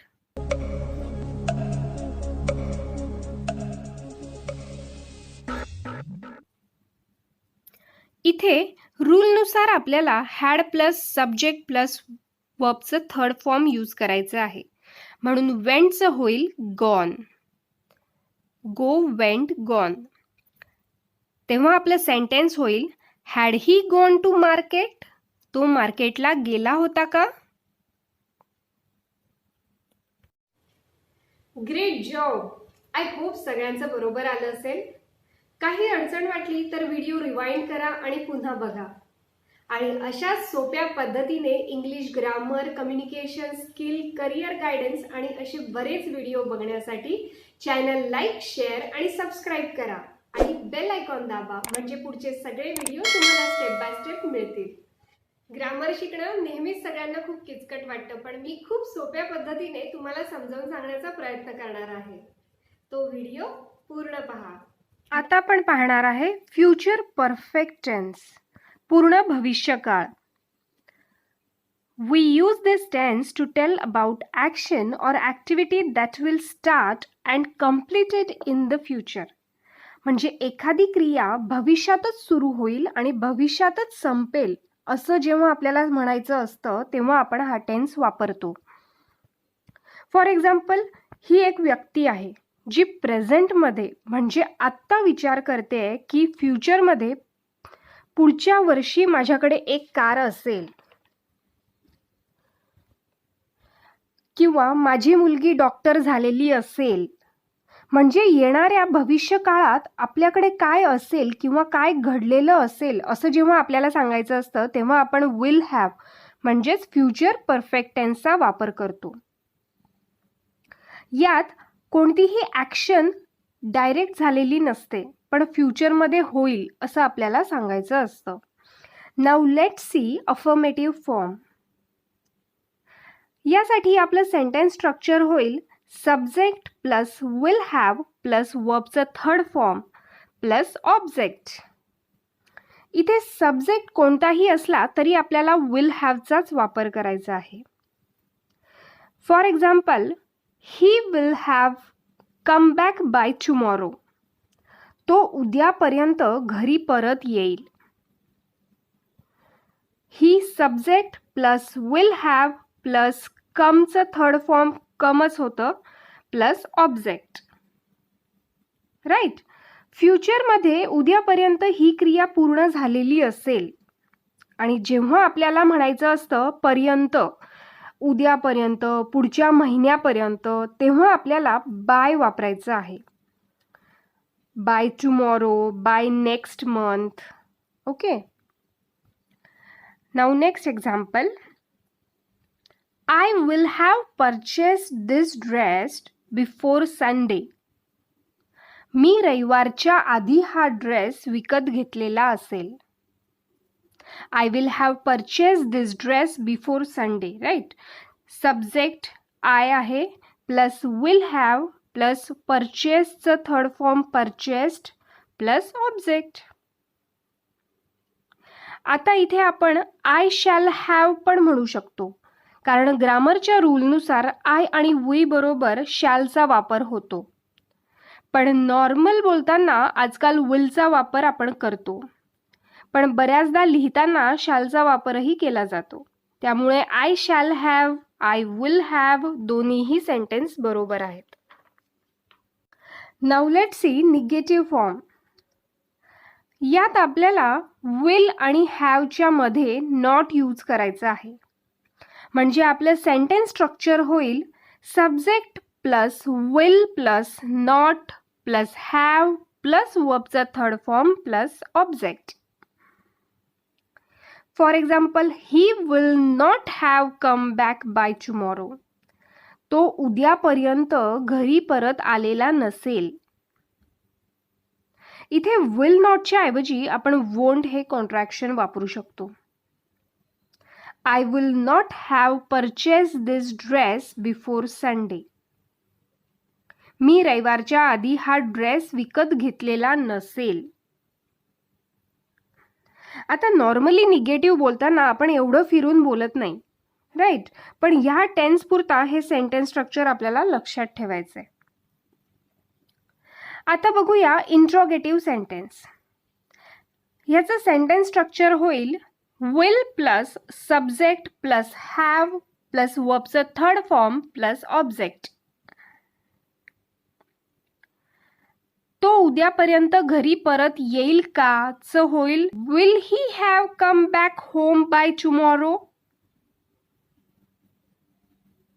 आणि WH वर्ड्स वापरून जेव्हा आपल्याला प्रश्न विचारायचा असतो तेव्हा आपल्याला आधी WH वर्ड्स ॲड करायचा आहे. For example, Wien will he have come back home. तो घरी केव्हा परत येईल. ओके. आता हा टेन्स तुम्हाला किती समजलाय हे जाणून घेण्यासाठी आपण एक प्रॅक्टिस ऍक्टिव्हिटी करणार आहोत. तुमच्या समोर काही सेंटेन्स येतील आणि त्यात काही मिस्टेक्स आहेत, त्या तुम्हाला 5 सेकंदात ओळखायच्या आहेत. Okay, so let's do some practice activity. First example, I will has left before he comes home.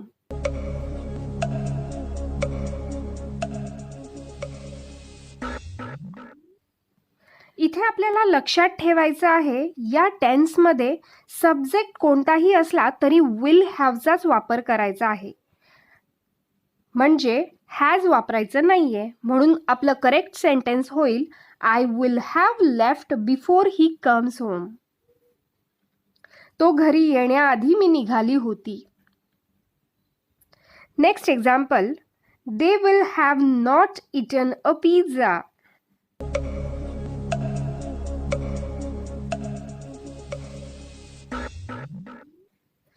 इथे आपल्याला विल आणि हॅवच्या मध्ये नॉट वापरायचं आहे. सो करेक्ट सेंटेन्स होईल they will not have eaten a pizza. त्यांनी पिझ्झा खाल्लेला नसेल. Next example, he will have go from here by next month.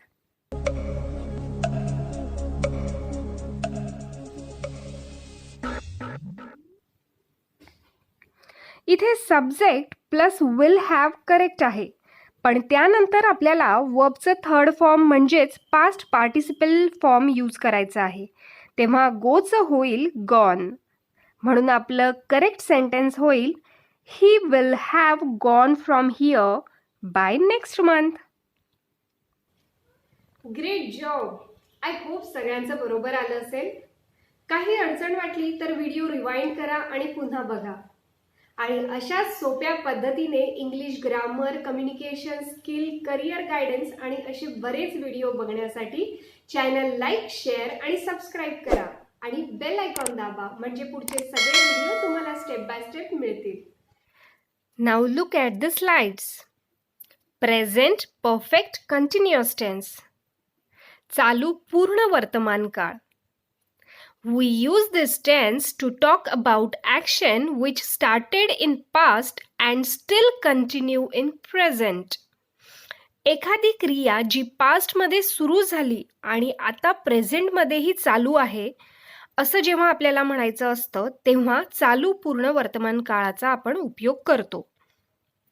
आता समजा मीना 2015 पासून गाणं शिकते आहे. ठीक आहे, ही एक व्यक्ती आहे मीना, जिने 2015 मध्ये गाणं शिकायला सुरुवात केली आणि ती अजूनही 2020 मध्येही शिकते आहे. म्हणजे गाणं शिकण्याची क्रिया सुरू झाली आहे पास्टमध्ये, पण अजूनही ती कंटिन्यू आहे, चालू आहे. असं जेव्हा आपल्याला म्हणायचं असतं तेव्हा हा टेन्स आपण वापरतो. अजून आपण म्हणू शकतो मी 2 तासापासून साफसफाई करते आहे. म्हणजे क्रिया 2 तासापूर्वी सुरू झाली आहे पास्टमध्ये आणि अजूनही ती चालू आहे. आता इथे आपल्याला वेळ लक्षात येते. 2015 पासून, 2 तासापासून, राईट? तर या 2 तासापासून, 2015 पासून या शब्दांसाठी आपण इंग्रजीमध्ये 2 शब्द वापरू शकतो. ते म्हणजे सिन्स आणि फॉर. तर या टेन्समध्ये आपल्याला हॅव बीन, हॅज बीन आणि सिन्स फॉर हे समजून घ्यायचं आहे. Okay, now let's see affirmative form. आता अफर्मेटिव्ह म्हणजेच पॉझिटिव्ह सेंटेन्समध्ये आपण नेहमी सब्जेक्ट आधी घेतो. तेव्हा आपलं सेंटेन्स स्ट्रक्चर होईल subject plus have been, has been plus verb plus ing plus object plus since or for plus time. आणि जेव्हा आपल्याला वेळ सांगायची असते सकाळपासून, 2 वर्षापासून, तेव्हा आपल्याला सिन्स किंवा फॉर वापरायचं असतं आणि नंतर टाइम. आता हॅव बीन कधी वापरायचं आणि हॅज बीन कधी वापरायचं हे आधी बघूया. जेव्हा सब्जेक्ट आय, वी, यू, दे किंवा प्लुरल अनेक वचनी सीता, गीता असे 2 नावं असतील तेव्हा हॅव बीन वापरायचं. आणि जेव्हा सब्जेक्ट ही, शी, इट आणि सिंग्युलर नाव म्हणजे फक्त एकच नाव गीता, सीता असं एकच नाव असेल तेव्हा हॅज बीन यूज करायचं. Okay, now let's C examples. I have been playing for 3 hours. मी 3 तासापासून खेळतो आहे. आता I am playing हे एक नॉर्मल प्रेझेंट कंटिन्युअस टेन्सचं सेंटेन्स आहे. मी खेळतो आहे. पण जेव्हा आपण पर्टिक्युलर वेळ सांगतो की मी 3 तासापासून खेळतो आहे तेव्हा आपल्याला लिहावं लागतं I have been playing for 3 hours. कारण इथे तो वेळ सांगतो आहे खेळायची, खेळायला कधी सुरुवात केली आणि अजूनही खेळतो आहे. इथे आपल्याला ॲम लावायचं नाहीये, फक्त हॅव बीन लावायचं आहे.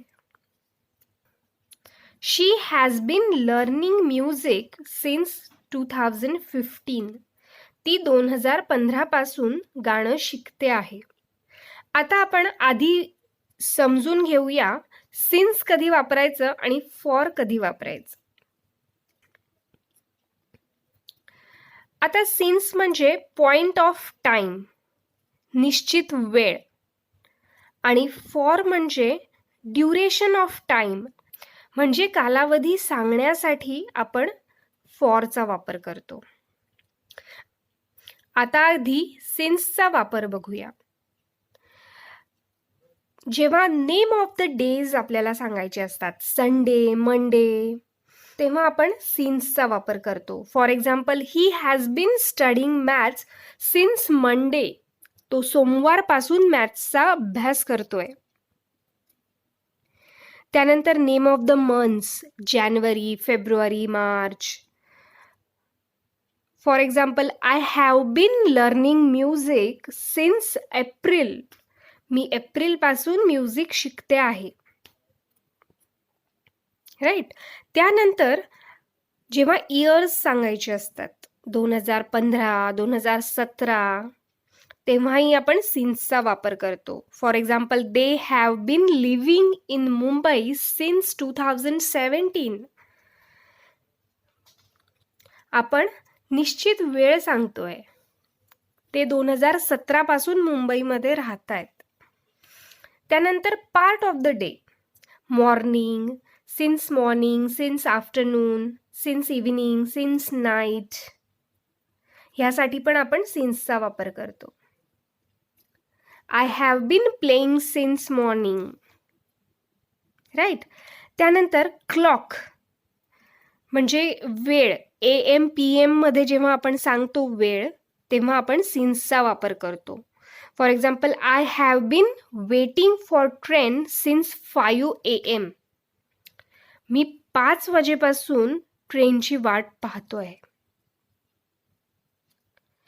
त्यानंतर आपण म्हणतो last week, last month, last year, त्यासाठी पण आपण सिन्सचा वापर करतो. He has been doing this work since last week. तो मागच्या आठवड्यापासून हे काम करतोय. राईट. त्यानंतर name of the seasons, since autumn, since winter. त्यानंतर name of the festivals, since Diwali, since Christmas. अशा पद्धतीने आपण वापर करू शकतो. ओके, हे झाले सिन्सचे. आता बघूया फॉरचा वापर. फॉर लक्षात ठेवायला अगदी सोपं आहे. जिथे काउंटिंग होतं, 1 2 3 नंबर्स येतात, तिथे आपल्याला फॉरचा वापर करायचा आहे. म्हणजे संडे मंडेच्या ऐवजी जर आपल्याला म्हणायचं असेल की 2 दिवसापासून, तेव्हा आपण फॉर 2 डेज म्हणू शकतो. For example, he has been studying maths for 3 days. तो 3 दिवसापासून मॅथ्सचा अभ्यास करतोय. ओके, इथे नंबर आलाय 3 दिवस. त्यानंतर नेम ऑफ द मंथ्समध्ये जानेवारी फेब्रुवारीच्या ऐवजी आपण म्हटलं 2 मंथ्स, 6 मंथ्स, तेव्हा आपण फॉरचा वापर करू शकतो. For 6 month, for 2 months. तसंच क्लॉकमध्ये AM PM न म्हणता आपण म्हणू शकतो फॉर 3 hours, फॉर 1 hour. तसंच लास्ट वीक, लास्ट मंथच्या ऐवजी आपण म्हणू शकतो for 3 weeks, for 2 weeks, for 3 years. Right. I hope तुमच्या हे लक्षात आलं असेल. तुम्ही याचा स्क्रीनशॉट काढू शकता किंवा पॉज करून लिहून घेऊ शकता. Okay, now let's see negative form. आता इथे आपल्याला फक्त हॅव हॅज नंतर नॉट लावायचं आहे आणि त्यानंतर बीन, म्हणजे हॅव बीनच्या मध्ये नॉट, हॅज बीनच्या मध्ये नॉट वापरायचं. तेव्हा आपलं सेंटेन्स स्ट्रक्चर होईल subject plus have has plus not plus been plus verb plus ING plus object plus since और for plus time. For example, I have not been playing since morning. मी सकाळपासून खेळत नव्हतो. She has not been studying for 2 hours. ती 2 तासापासून अभ्यास करत नव्हती. इथे आपण हॅव नॉटच्या ऐवजी हॅवंट आणि हॅज नॉटच्या ऐवजी हॅझंट हे कॉन्ट्रॅक्शन वापरू शकतो. I haven't been playing since morning. She hasn't been studying for 2 hours. Okay. Now let's see interrogative sentence. यासाठी आपलं सेंटेन्स स्ट्रक्चर होईल आधी have has plus subject plus been plus verb plus ING plus object plus since or for plus time आणि नंतर question mark.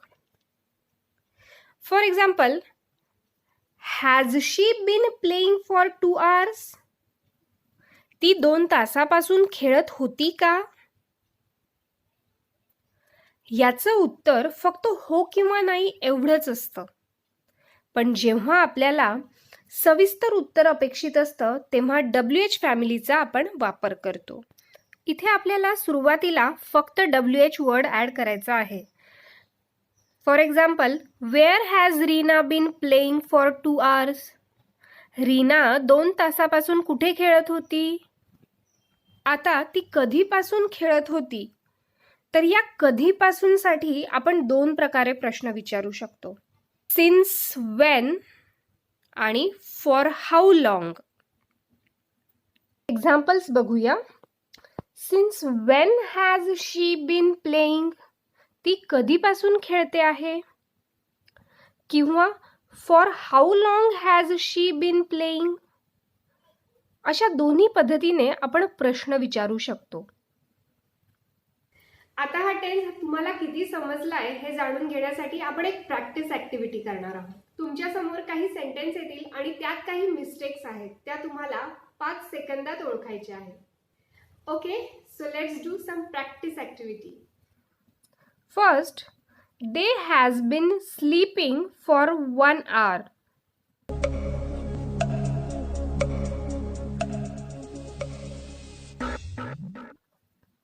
Rule प्रमाणे they बरोबर आपल्याला have bin use करावं लागतं. म्हणून आपलं करेक्ट सेंटेन्स होईल they have been sleeping for 1 hour. Next, he has been not studying English for 3 days.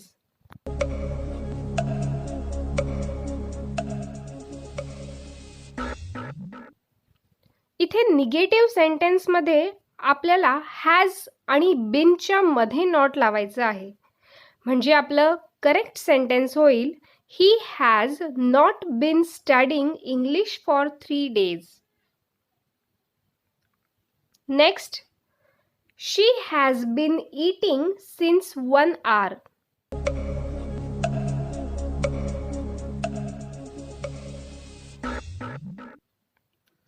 जेव्हा वेळ सांगायची असते नंबर्समध्ये 1 तास 2 तास, तेव्हा आपल्याला फॉर वापरायचं आहे. म्हणून आपलं करेक्ट सेंटेन्स होईल she has been eating for 1 hour. ती 1 तासापासून जेवते आहे. Great job. आय होप सगळ्यांचं बरोबर आलं असेल. काही अडचण वाटली तर व्हिडिओ रिवाइंड करा आणि पुन्हा बघा. आता आपण पाहणार आहे पास्ट परफेक्ट कंटिन्युअस टेन्स, चालू पूर्ण भूतकाळ. So let's get started. We use this tense to talk about action has been going on for a long time in the past. या काळाचा उपयोग भूतकाळात एखादी क्रिया बऱ्याच कालावधीपासून चालू होती असे दर्शवण्यासाठी आपण करतो. फॉर एक्झाम्पल, रोहन अभ्यास करत होता. हे पास्ट कंटिन्युअसचं उदाहरण आहे. Rohan was studying. पण जेव्हा आपल्याला म्हणायचं असतं रोहन 5 वाजेपासून अभ्यास करत होता, Rohan had been studying since 5 o'clock, तेव्हा पास्ट परफेक्ट कंटिन्युअस टेन्सचा वापर करतात. रोहन 5 वाजेपासून अभ्यास करत होता. आत्ता ती क्रिया पूर्ण झाली आहे, पण 5 वाजेपासून ती क्रिया चालू होती, राईट? असं जेव्हा आपल्याला म्हणायचं असतं तेव्हा आपण हा टेन्स वापरतो. Now let's see affirmative form. इथे आपलं सेंटेन्स स्ट्रक्चर होईल subject plus had been plus verb plus ING plus object plus since किंवा for plus time. For example, I had been reading a book since morning. मी सकाळपासून हे पुस्तक वाचत होती. Now look at this sentence. She had been reading a book for 2 hours. ती 2 तासापासून पुस्तक वाचत होती. आता इथे तुमच्या 2 गोष्टी लक्षात येतील. पहिली, सब्जेक्ट कोणताही असला, I, we, you, they, he, she, it, तरी आपल्याला हॅड बीन हेच हेल्पिंग वर्ब वापरायचं आहे. इथे हॅव, हॅज चा गोंधळ नाहीये. ओके. आणि दुसरी गोष्ट, पहिल्या सेंटेन्समध्ये आपण सिन्स मॉर्निंग लिहिलंय आणि दुसऱ्या सेंटेन्समध्ये फॉर 2 hours. तर सिन्स कधी वापरायचं आणि फॉर कधी वापरायचं हे आपण आधीच्या पार्टमध्ये डिटेल बघितलं आहे. ज्यांनी बघितलं नसेल त्यांनी ते बघा, म्हणजे तुम्हाला समजायला सोपं जाईल. पुन्हा एकदा थोडक्यात सांगते. सिन्स म्हणजे पॉइंट ऑफ टाइम. निश्चित वेळ जेव्हा आपल्याला माहिती असते तेव्हा आपण सिन्सचा वापर करतो. For example, name of the days सांगताना since Sunday, since Monday. Months सांगताना since January, since February. Years सांगताना सिन्स 2015, 2016. किंवा पार्ट ऑफ द डेज सांगताना since morning, since afternoon, since evening. Clock, वेळ सांगताना जेव्हा निश्चित वेळ आपल्याला सांगायची असते, सिन्स 2 o'clock, सिन्स 5 AM. किंवा सिन्स लास्ट वीक. सीझन्स सांगताना सिन्स विंटर, सिन्स समर. किंवा फेस्टिवल सांगताना सिन्स दिवाळी, सिन्स ख्रिसमस. अशा प्रकारे आपण सिन्सचा वापर करतोय. आधीच्या पार्टमध्ये सिन्सबद्दल हा मी डिटेल व्हिडिओ बनवला आहे आणि त्यामध्ये उदाहरणासकट स्पष्टीकरण केलं आहे. त्यामुळे तुम्ही तो नक्की बघा, तुम्हाला समजायला सोपं जाईल. आणि आता फॉर म्हणजे ड्युरेशन ऑफ टाइम, कालावधी. किंवा जिथे काउंटिंग असतं, नंबर्स असतात 1, 2, 3, तिथे फॉरचा वापर करतात. For example, for 2 days, for 10 days, for 2 months, 6 months, for 3 hours, for 2 hours, for 2 weeks, for 3 years. जेव्हा हे नंबर्समध्ये आपण सांगतो तेव्हा फॉर यूज करायचं. म्हणून आपण इथे पहिल्या सेंटेन्समध्ये I had been reading a book since morning लिहिलंय आणि she had been reading a book for 2 hours लिहिलंय. Let's see more examples. Reena had been crying since afternoon. Reena दुपारपासून रडत होती. He had been learning English for 1 year. तो 1 वर्षापासून इंग्रजी शिकत होता. म्हणजे इथे आपल्याला लक्षात ठेवायचं आहे हॅड बीन आणि सिन्स व फॉरचा वापर. आय होप तुमच्या हे लक्षात आलं असेल. Now let's see negative form. इथे आपल्याला हॅड आणि बीनच्या मध्ये फक्त नॉट ॲड करायचं आहे. तेव्हा आपलं सेंटेन्स स्ट्रक्चर होईल subject plus had plus not plus been plus verb plus ING plus object plus since किंवा for plus time. For example, Reena had not been crying since afternoon. Reena दुपारपासून रडत नव्हती. He had not been learning English for 1 year. तो 1 वर्षापासून इंग्रजी शिकत नव्हता. इथे आपण हॅड नॉटच्या ऐवजी हॅडंट हे कॉन्ट्रॅक्शन वापरू शकतो. तर अशा प्रकारे आपल्याला निगेटिव्ह सेंटेन्स बनवता येतील. Now let's see interrogative form, प्रश्नार्थी वाक्य. इथे आपलं सेंटेन्स स्ट्रक्चर होईल आधी had plus subject plus been plus verb plus ING plus object plus since किंवा for plus time and then question mark. For example, had Reena been crying since afternoon. Reena दुपारपासून रडत होती का? Had he been learning English for 1 year. तो 1 वर्षापासून इंग्रजी शिकत होता का? असे आपण जेव्हा प्रश्न विचारतो तेव्हा आपल्याला हो किंवा नाही एवढंच उत्तर अपेक्षित असतं. पण जेव्हा आपल्याला सविस्तर उत्तर हवं असतं तेव्हा WH फॅमिली वर्ड्सचा वापर करावा लागतो. तेव्हा आपल्याला फक्त या सेंटेन्स स्ट्रक्चरच्या आधी WH वर्ड ॲड करायचा आहे. For example, why had Reena been crying since afternoon? Reena दुपारपासून का रडत होती? राईट. आता कधीपासूनसाठी आपण अजून 2 प्रकारे प्रश्न विचारू शकतो. ते म्हणजे सिन्स व्हेन आणि for how long. For example, since when had Reena been crying? Reena कधीपासून रडत होती? किंवा for how long had Reena been crying? अशा पद्धतीने आपण प्रश्न विचारू शकतो. आता हा टेन्स तुम्हाला किती समजलाय हे जाणून घेण्यासाठी आपण एक प्रॅक्टिस ऍक्टिव्हिटी करणार आहोत. तुमच्या समोर काही सेंटेन्स येतील आणि त्यात काही मिस्टेक्स आहेत, त्या तुम्हाला 5 सेकंदात ओळखायच्या आहेत. Okay, so let's do some practice activity. First, Ram has been walking for 1 hour.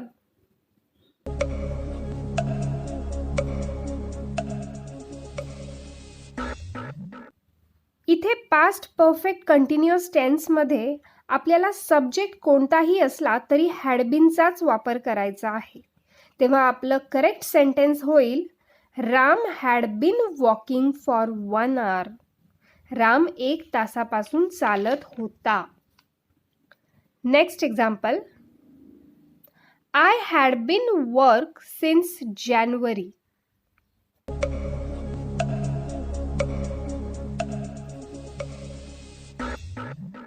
इथे सब्जेक्ट नंतर हॅड बीन करेक्ट आहे, पण वर्ब नंतर आपल्याला ING लावायचं आहे. तेव्हा आपलं सेंटेन्स होईल, I had been working since January. Next example, he was playing since morning.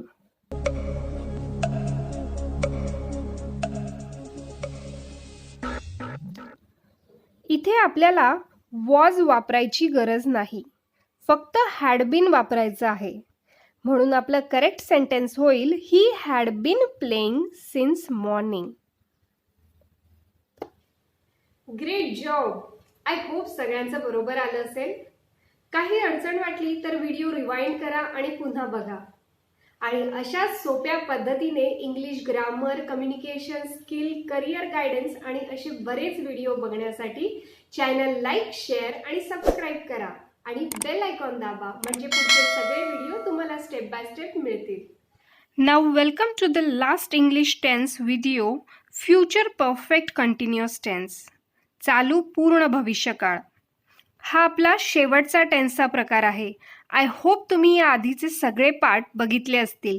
तेव्हा आता नक्कीच तुमची इंग्लिश ग्रामरबद्दल असलेली भीती दूर झाली असेल आणि आता तुम्ही थोडी प्रॅक्टिस केली की नक्कीच कॉन्फिडेंटली इंग्लिश बोलू शकाल. ज्यांनी आधीचे पार्ट पाहिले नाही आहेत त्यांनी नक्की बघा. डिस्क्रिप्शनमध्ये सगळ्या व्हिडिओजच्या लिंक दिल्या आहेत. सो आता आपण पाहणार आहे future perfect continuous tense. We use this tense to talk about an action which will start much earlier in future and continue for certain or long time. थोडक्यात या काळाचा उपयोग भविष्य काळातील एखादी क्रिया ठराविक वेळेच्या खूप आधी सुरू होऊन त्या वेळेवरही सुरू असेल किंवा पूर्ण झालेली असेल हे सांगण्यासाठी केला जातो. फॉर एक्झाम्पल, सीता ही एक मुलगी आहे आणि ती म्हणते की मी उद्या सकाळपासून अभ्यास करत असेल. म्हणजे तिला म्हणायचं आहे की मी उद्या सकाळी लवकर अभ्यासाला बसलेली असेल आणि नंतर बराच वेळ अभ्यास करत असेल. ओके, आता इथे जर नुसतं असतं की मी अभ्यास करत असेल तर ते फ्युचर कंटिन्युअस टेन्स होईल, आय विल बी स्टडिंग. पण इथे म्हटलं आहे की मी सकाळपासून अभ्यास करत असेल, म्हणजे वेळ सांगितली आहे, म्हणून ते फ्युचर परफेक्ट कंटिन्युअस टेन्स होईल.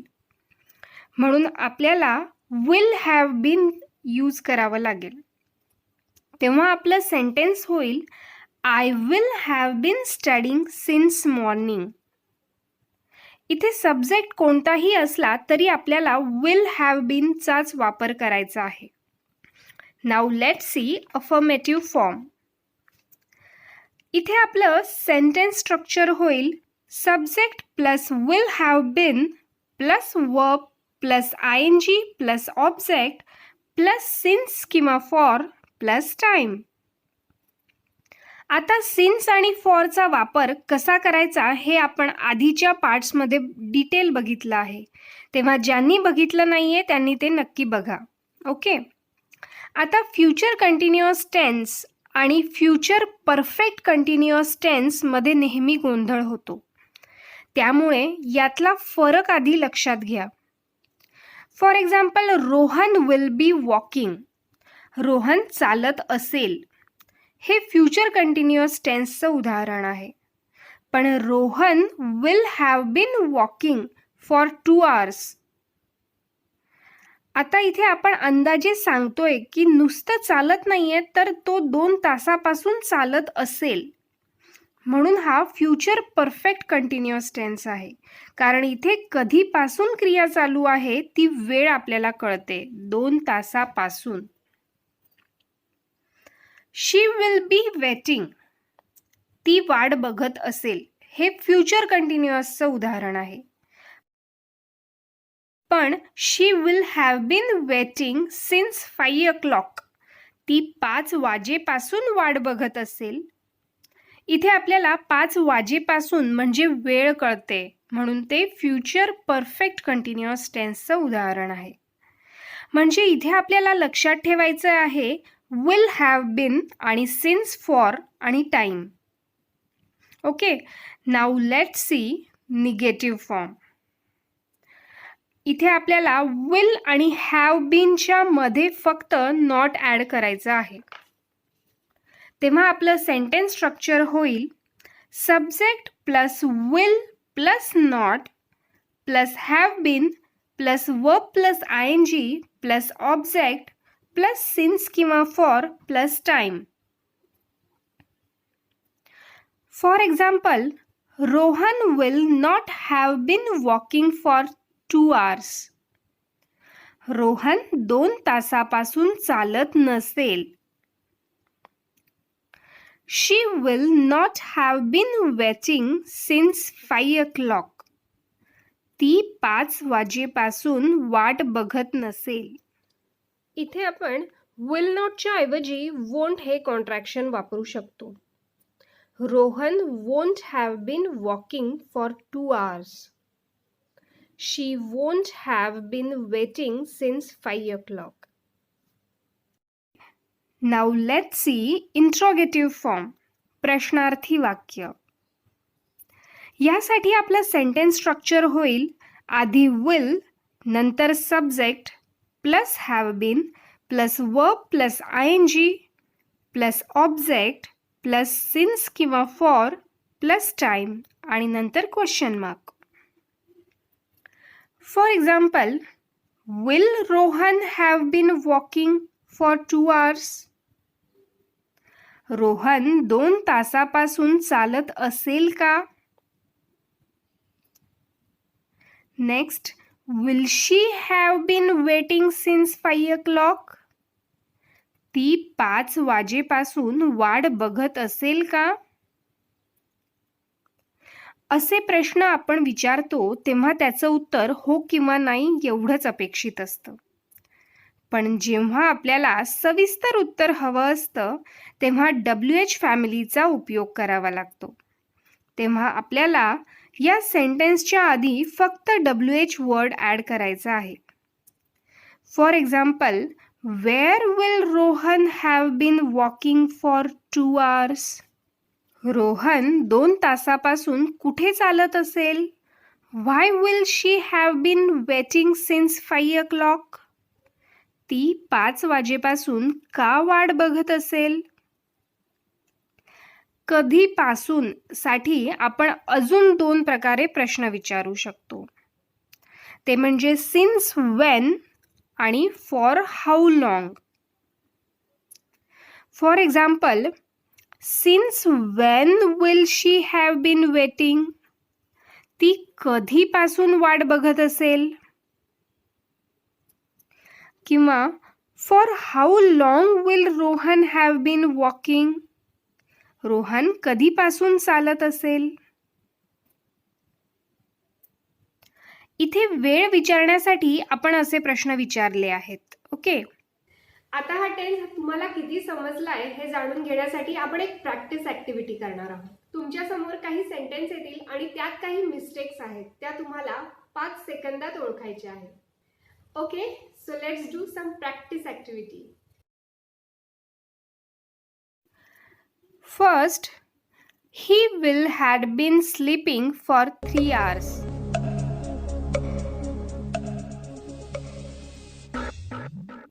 इथे सब्जेक्ट कोणताही असला तरी आपल्याला will have been चाच वापर करायचा आहे.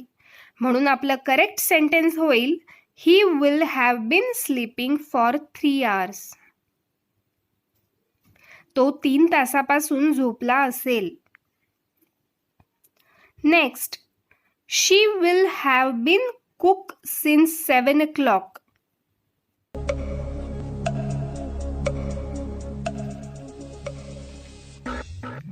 इथे she will have been correct आहे, पण आपल्याला verb प्लस ing यूज करायचं आहे. तेव्हा आपलं करेक्ट सेंटेन्स होईल she will have been cooking since 7 o'clock. Next, they will have been not working since March.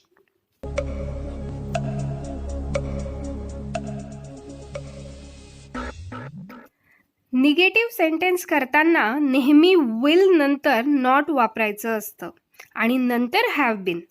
तेव्हा आपलं करेक्ट सेंटेन्स होईल they will not have been working since March. Great job. I hope सगळ्यांचं बरोबर आलं असेल. काही अडचण वाटली तर व्हिडिओ रिवाइंड करा आणि पुन्हा बघा. आणि अशाच सोप्या पद्धतीने English grammar, communication skill, career guidance आणि असे बरेच व्हिडिओ बघण्यासाठी चॅनल लाईक, शेअर आणि सबस्क्राईब करा आणि बेल आयकॉन दाबा, म्हणजे पुढचे सगळे व्हिडिओ तुम्हाला स्टेप बाय स्टेप मिळतील. चला तर भेटूया पुढच्या व्हिडिओमध्ये. Till then, bye bye. Keep practising.